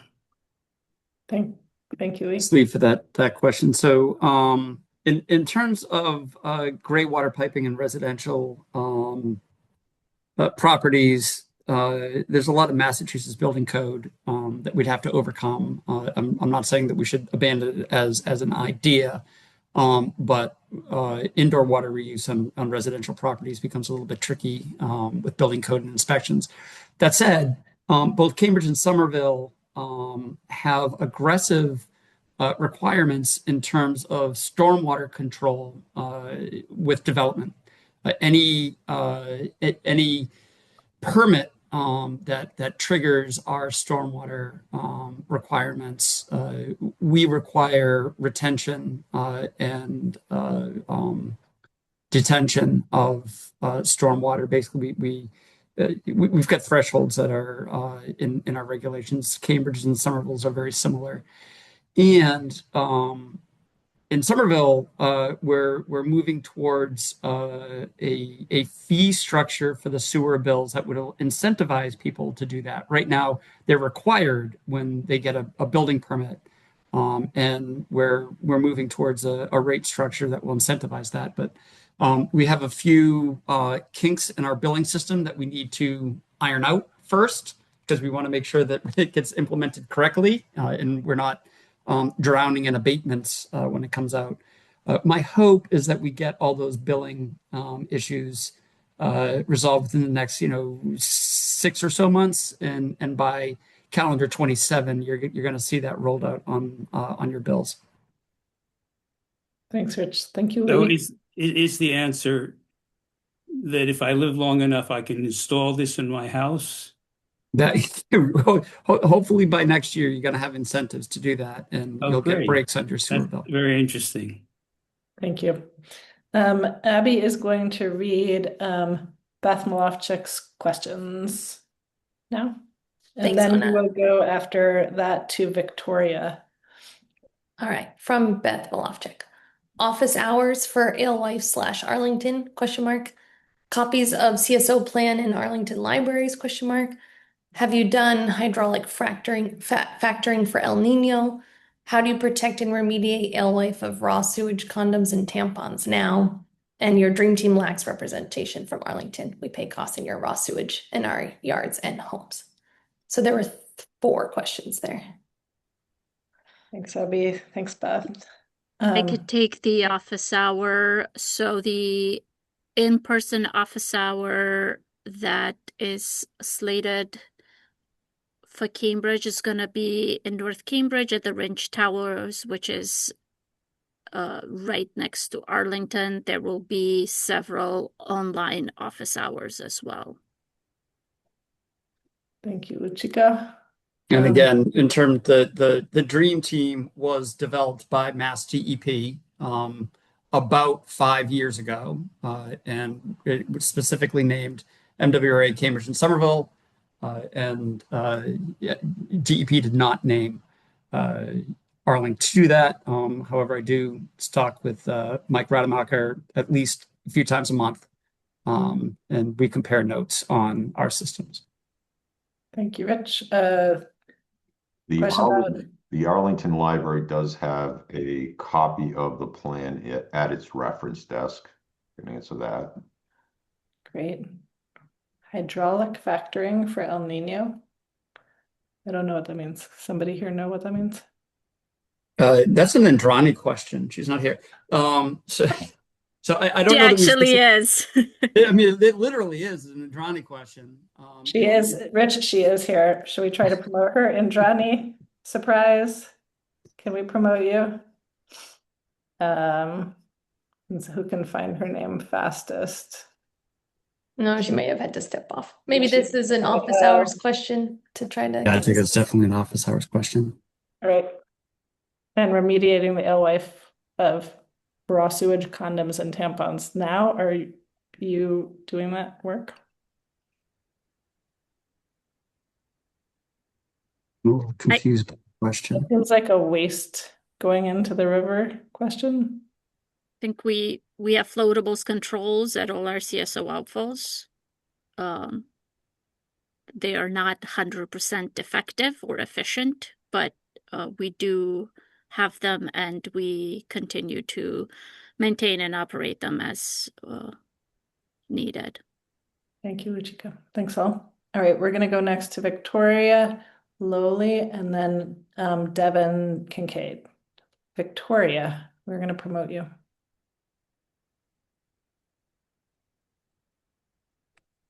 You should be able to unmute.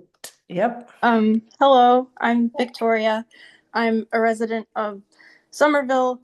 I'm also a rower with Gentle Giant Rowing Club, and I'm curious about if you have any ideas of the construction impacts on people's ability to use the river and the footpaths along the river, both the Mystic River and the Charles River. Is that going to impact footpaths, and is that going to impact any of the docks where people launch, or any of the usage of the waters? And is there a plan in place for construction debris so that that has a limited impact on the water?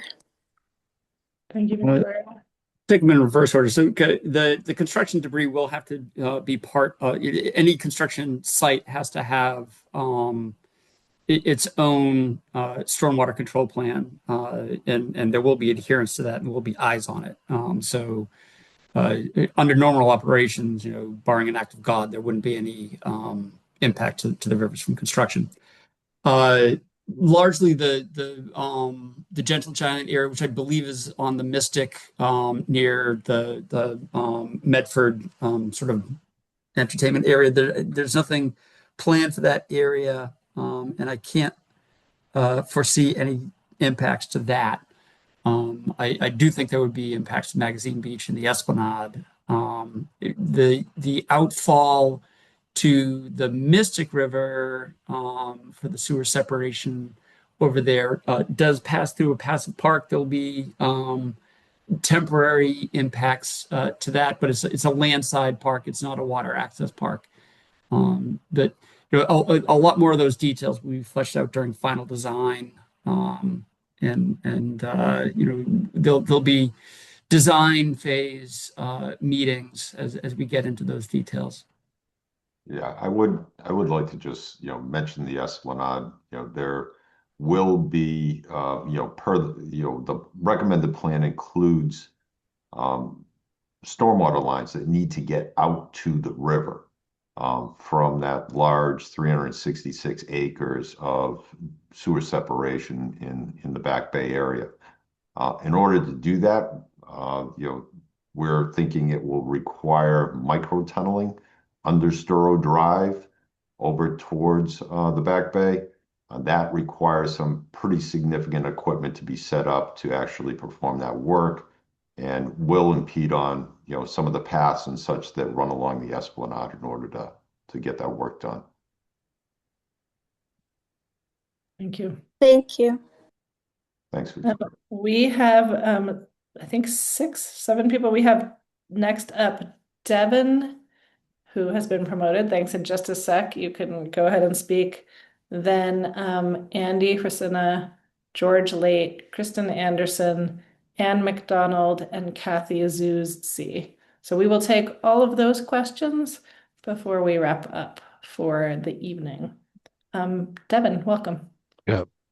First of all, thank you all for tonight's presentation and for staying late. I really appreciate it. It's a long day for y'all. I'm Devin Kincaid. I'm a Riverside resident of Cambridge, kayaker, swimmer, use the river, love the river.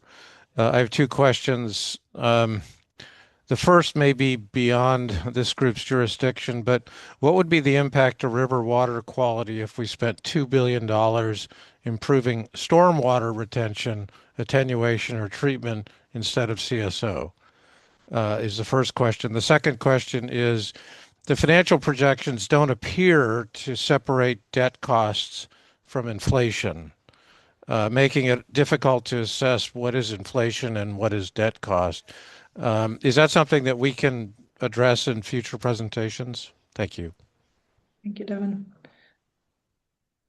I can take the first question. Go, David. All right. So good evening, Devin. Thanks for the question. So I think your question is a very interesting one. And, this plan has been focused on CSO control, obviously. But we do think, based on our modeling, and I think Rich showed our bubble graphs, that stormwater loadings from stormwater for E. coli are quite substantial. So I am not a stormwater management or treatment person, but I think your idea would probably would improve water quality for sure. Thanks, David. And the debt versus inflation financial piece, Matt? Sure, I could try taking that. So, for example, the MWRA is approximately $764 million in cost. When we inflate that up to when we think we're going to spend it, that results in about $1 billion in construction spending. And then on the graph that was shown earlier, you can see that approximately $1 billion in spending over the life of the bonds being repaid results in about $2 billion in total payment for principal and interest. So about $1 billion in interest on the $1 billion in spending. Yeah, but if you did nothing, the bill would be higher in 30 years due to inflation. What I'm trying to understand is what is the contribution of inflation and what is are you assuming there's no inflation? And then this is all 100% of this is debt and debt service essentially? So I think the increased construction cost from the 764 million to the $1 billion is the inflation factor that would go in between the projected dollars of today and when we expect spending to be done in 2042. And then when you borrow that, basically the graph showed every year we would borrow those inflated dollars and then pay interest on them. So I think, does that answer your question? No.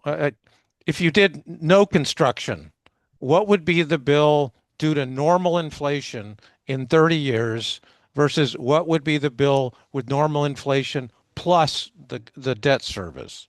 That's what I'm trying to understand because I can't separate those two, and it's an important thing to understand because obviously, if you did nothing, just normal inflation will increase the bill in 30 years. So I think there's a graph for that in the slides. Should I pull that up, or does anyone want to speak to that? There. I mean, you can point me to an answer somewhere, and we can move on. But Are you talking about your household bill and your cost of the MWRA share? Yeah. I'm talking about because we were talking about affordability and we were talking about the cost to the average resident. And I was trying to understand, well, how much of this has to do with the debt service and how much of this is due to normal inflation? Obviously, everything is more expensive today than it was 30 years ago due to inflation. Let me double check for what the assumptions were used in the financial model for Cambridge to get back to you, because we do use the baseline, right? And that assumes sort of no CSO construction, but assumes other construction that we have. planned and increased O&M. Okay. So, Okay. so That answers the question. yeah, That's fine. I don't think we broke it down anywhere in section 11. I was that just way. looking at section 11. We didn't, but I know that Stantec did it for us. I'm positive Stantec did it for you. So you can tease out those numbers for them. Yeah, Devin, if you want to follow up with an email for me, it's nice seeing you again. We can Likewise. do that. Okay. Okay. Thank you. All right. No problem. Perfect. Thank you. Andy, you are up next, and then George. So Andy, we're going to promote you right now. Welcome. Hello, thank you very much, guys, and thank you, Andy Hrsina from the Mystic River Watershed Association as well, and thank you for the meeting as always. My question was, could you provide a little more detail about the decision-making process that'll play out over the next year or longer? Do Mass DEP and EPA officially have to approve the plan that's ultimately put into effect? And what criteria will they be using to make their judgment? Do they have a lot of discretion? What's your best understanding of that process?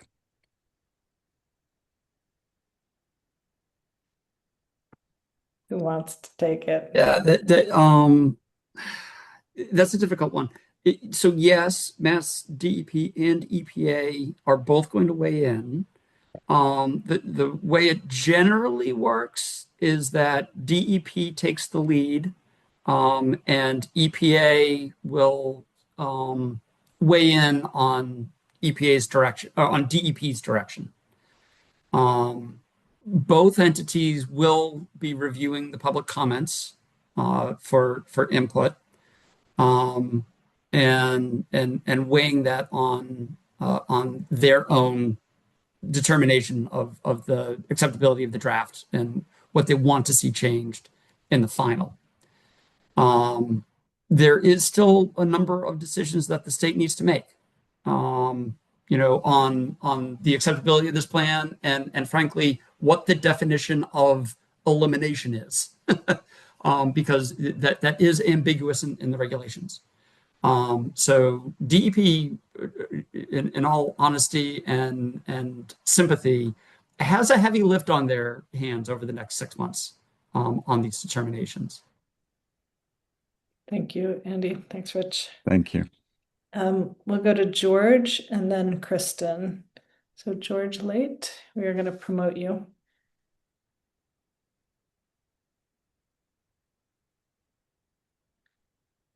You should be able to take yourself off. All right, can you hear me now? We can. Excellent. Thank you very much. I appreciate the opportunity to say a few words before you tonight. But I want to just really go back to a question earlier asked by EPA, which I don't believe was answered. And if it was, I apologize. I did not hear that. And the question simply has to do with the fact that Cambridge and Somerville are paying significant separate fees beyond the standard MWRA rate impacts. Boston is not paying at the moment. And why is that? Yeah, I touched on this a little bit earlier, and in the assignment of this to Cambridge and Somerville, they leaned back on permit identifications in the 80s and 90s for outfall pipes. And all of the outfalls on the south side of the Charles that could have been considered Boston's were assigned to the MWRA and not to the city of Boston. And so, Cambridge and Somerville have outfall permit assignments to us. And so with that sort of looking at it from a permit standpoint, we're on the hook for paying for it, whereas Boston does not have those permit assignments. Thank you, Rich. I can help out maybe a little bit. Similar to if you look up in the Alwife area, we have MWRA 003. And that's a overflow that's directly off of the MWRA's interceptor. For example, 18, 19, and 20 on the south side of the Charles River.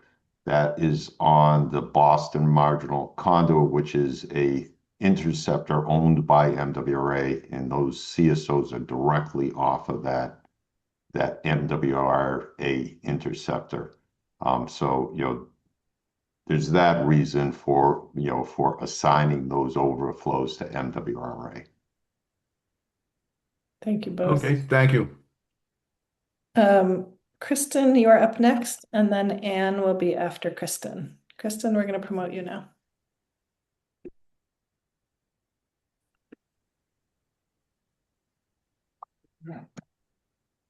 You should be able to unmute yourself. Okay, thank you. So my question is really about cost sharing and climate resiliency. Under the Boston Harbor court cases, second stipulation, MWRA is 100% financially responsible.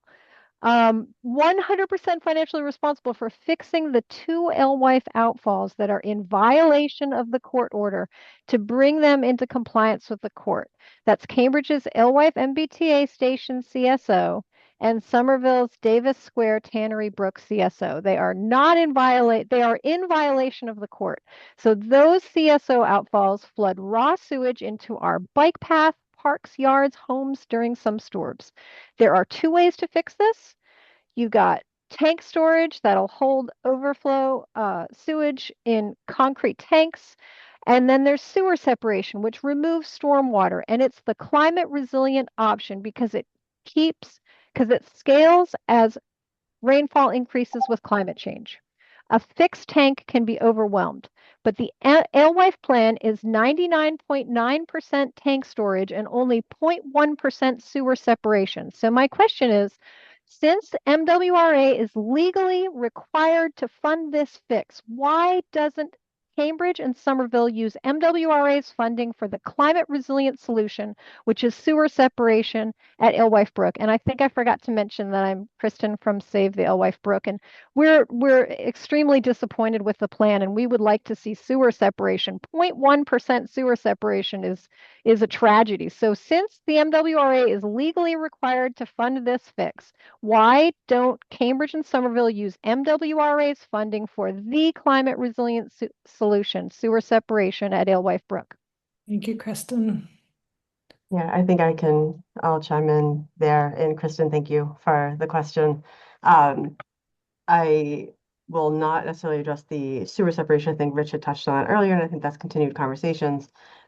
We unfortunately do not have any legal representation on with us tonight, so we really can't give legal opinion on here. This is more the kind of technical staff.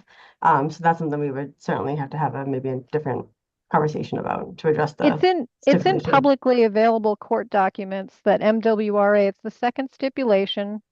Anybody who knows anything about the court case knows the second stipulation, and that MWRA has the financial responsibility to bring these CSOs into compliance. So, and again, we don't have a legal person on the call tonight. Okay. So, yeah, thank you, though. Appreciate the question. But why not sewer separation then? Like assuming that I am right and I am right, then why aren't the cities going for the climate resilient strategy, which is sewer separation? And it would be great to hear from Jim Wilcox on this, because I know that Cambridge wants to finish the job and they can use MWRA's money to do it. They don't have to charge their own residents, and neither does Somerville. Let's go to Jim. Thank you. Try it? Sure. Yeah, thanks, Kristen. You're welcome. Yeah, so Kristen, as I mentioned earlier, we have done a lot of sewer separation in the Alewife Brook watershed already. And with this new CSO plan, we do have, as you mentioned, a small area at CAM 1. I'm assuming that's your small percentage you're talking about, it's 8 acres. And then we have the project coming up at CAM 401A, where we are doing a CSO holding tank first, and then evaluating concepts to continue sewer separation in that 192 acres. We're not ready to commit to that yet. It's something that we are looking at, but Cambridge has had a sewer separation program since 1973. It has been an ongoing program, and I don't expect that will be stopping. We want to see you finish the job as part of this long-term control plan, and now's the time to take MWRA funding to do it. So thank you. Thank you, Kristen. All right, we have two. First of all, I have a gorgeous sunset over Arlington and Cambridge out my window. I hope some of you can see that. And we have Anne and then Kathy as our last questions. So we are going to get through them and then we will wrap up. Anne, welcome. You are on. Hi, thank you again for all the energy that's gone into this. My questions are kind of micro on those same two questions that Kristen had. I know the financial capabilities modeling says the share structure is provisional. So one of my questions is, couldn't that switch to 10% across Boston, Cambridge, and Somerville? Why is it 20%? If I believe that was what it was last I'd heard, but I don't know. And then when would that be negotiated or finalized? And then my other question is back to just to Jim. I know I asked this at the other meeting on Sherman Street, but when I guess if I was a resident there, I love that Cambridge has so much foresight and is already imagining that as a stormwater tank in the future, but what would it take and which areas and how would that work? And I think I know it may not be part of the long-term control plan if you're saying, no, we're just going to build that 9-foot microtunnel, but I think just being able to understand better what that would take would be great. Thank you. Yeah, just to continue the sewer separation in the 401A area, it's a typical sewer separation project. It means utility work on every street in that 192 acres. We've been through this before in Cambridge. It would take a long time to get that done. The CAM 4 sewer separation project started in 1996 and was not completed until we built our stormwater holding tank at the Tobin School in 2025. So it was 29 years worth of work. So it is definitely a long-term project, something that we'll have to evaluate over the years, something that we'll have to figure out how to fund if we are going to do that. But it is something that we are considering. And then would it be all of the 192 to make that a stormwater, or is there something in between? I guess that's the kind of thing that would be helpful to understand. Yeah, and that area is a little bit complicated because in the CAM 401A area, there are interconnections between the CAM 401A system and the CAM 401B system. So it's not as straightforward as the work we did in West Cambridge at CAM 4. So we would have to come up with a design on how to handle those interconnections as well. So not a simple project, and something that we'll have to do quite a bit of planning on. Thank you, Anne. Thank you, Jim. Kathy, final question.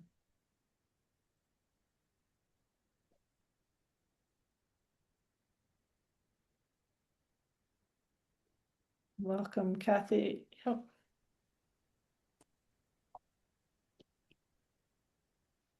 I think you should be able to see. Okay, yeah, hi there. Thank you so much for your presentation and your work.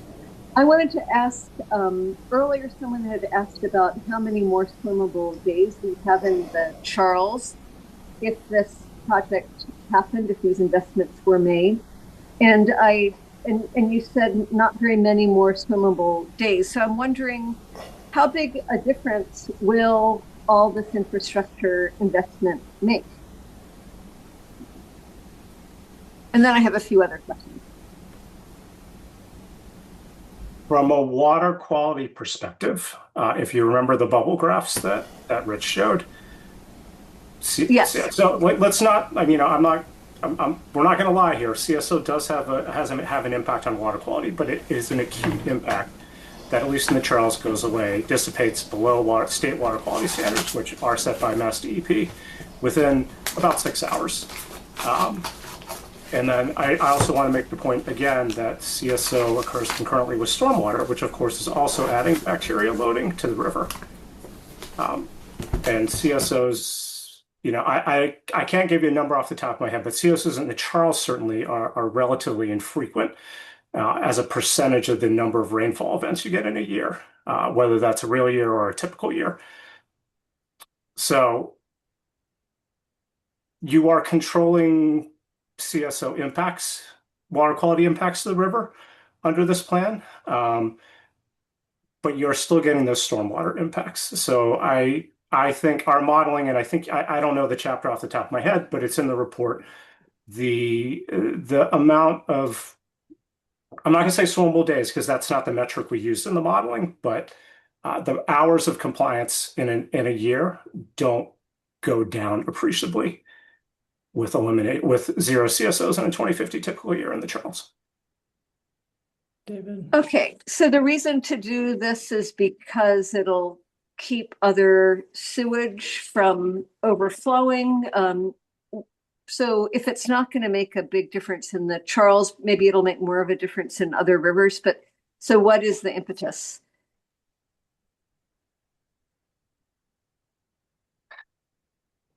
Well, the draft CSO plan is a requirement of the CSO variances, the 2024 CSO variances. So this plan was submitted to fulfill that requirement in the variances. Okay, well, I mean, I'll ask. that does sound a little cynical, but it is accurate in that we have a regulatory process right now under the variances that were issued that require us to advance this plan. And so we are fulfilling that regulatory requirement. The plan does have significant benefit for those acute, high concentration, low duration instances. And if you look in the report, we did simulate 10 years worth of rainfall and the reduction in those CSO discharges is substantial and would indeed put Greater Boston at the forefront of CSO control. That said, as David points out, it cannot address the MS4 stormwater impacts. So if the question is, what does it buy you? It doesn't buy you any more swimmable days. It doesn't buy you long-term improvements in water quality. All of those need to be addressed through the stormwater program. But what it does buy you is elimination of those, high concentration, short duration events, so that when and if the stormwater program catches up, the CSO is not the limitation. Okay, thank you very much for explaining that. And then Councillor Susie, just quickly, in chapter 10, there's a table 10.24. When you get to that chapter, that goes into a lot of detail on this. Okay, and why, and I'm sorry, because actually Ken read the report. I haven't read the report yet, but why would it take 28 to 33 years for the Charles River? That's a very long period. And if this did come to happen at Magazine Beach, which is something that Ken and I and Magazine Beach partners, we've been working to improve the park this is our 16th year, and there was a group that was doing it for like 5 to 7 years earlier. Would there be some sort of mitigation if its use became that of holding stormwater tanks? Would there be any mitigation? So I think, Councilor, I can address the first question as it comes to the duration, right? The 28 to 33 years. So as we look at the different components in the Charles River, some of those projects, as I mentioned, could be constructed quicker, right? The tanks, things like that. It's really the large acreage of sewer separation that kind of drags out that timeline, right? Because as we talked about a little bit, and even some of the other water bodies, it takes time to go through that much sewer separation. So that's really where that kind of larger time frame comes from. But saying that we can get some of the other projects constructed a little bit quicker, tanks, things like that. So that's where that 38 or the 33 years comes in. In terms of mitigation at Magazine Beach, as I think Brian mentioned, we are still really early in the process with this, right? And having to still have some of the more detailed conversations with DCR, the coordination with utilities, with Eversource. Those types of conversations are still to come as we kind of flesh out this plan in terms of what kind of mitigation would be required. So we don't have a concrete answer on that just yet. Okay, well, I will look forward to learning more. And again, thank you for your presentation. Yeah, thank you for the questions. Thank you, everyone. We are wrapping up this public meeting. We hope you will read the plan, look at the pieces you're interested in, share this recording, which will be posted soon on the website with anyone else you think should know what's going on, and submit comments on pieces you feel strongly about online. The easiest and most direct way is online or at one of our 2 hearings in September. Come to office hours before that, virtually or in person, all around the area. And happy evening, everyone. Thank you for your attention, and thanks, team, for your hard work. We will wrap up now. Thanks all. Thank you, everyone. So.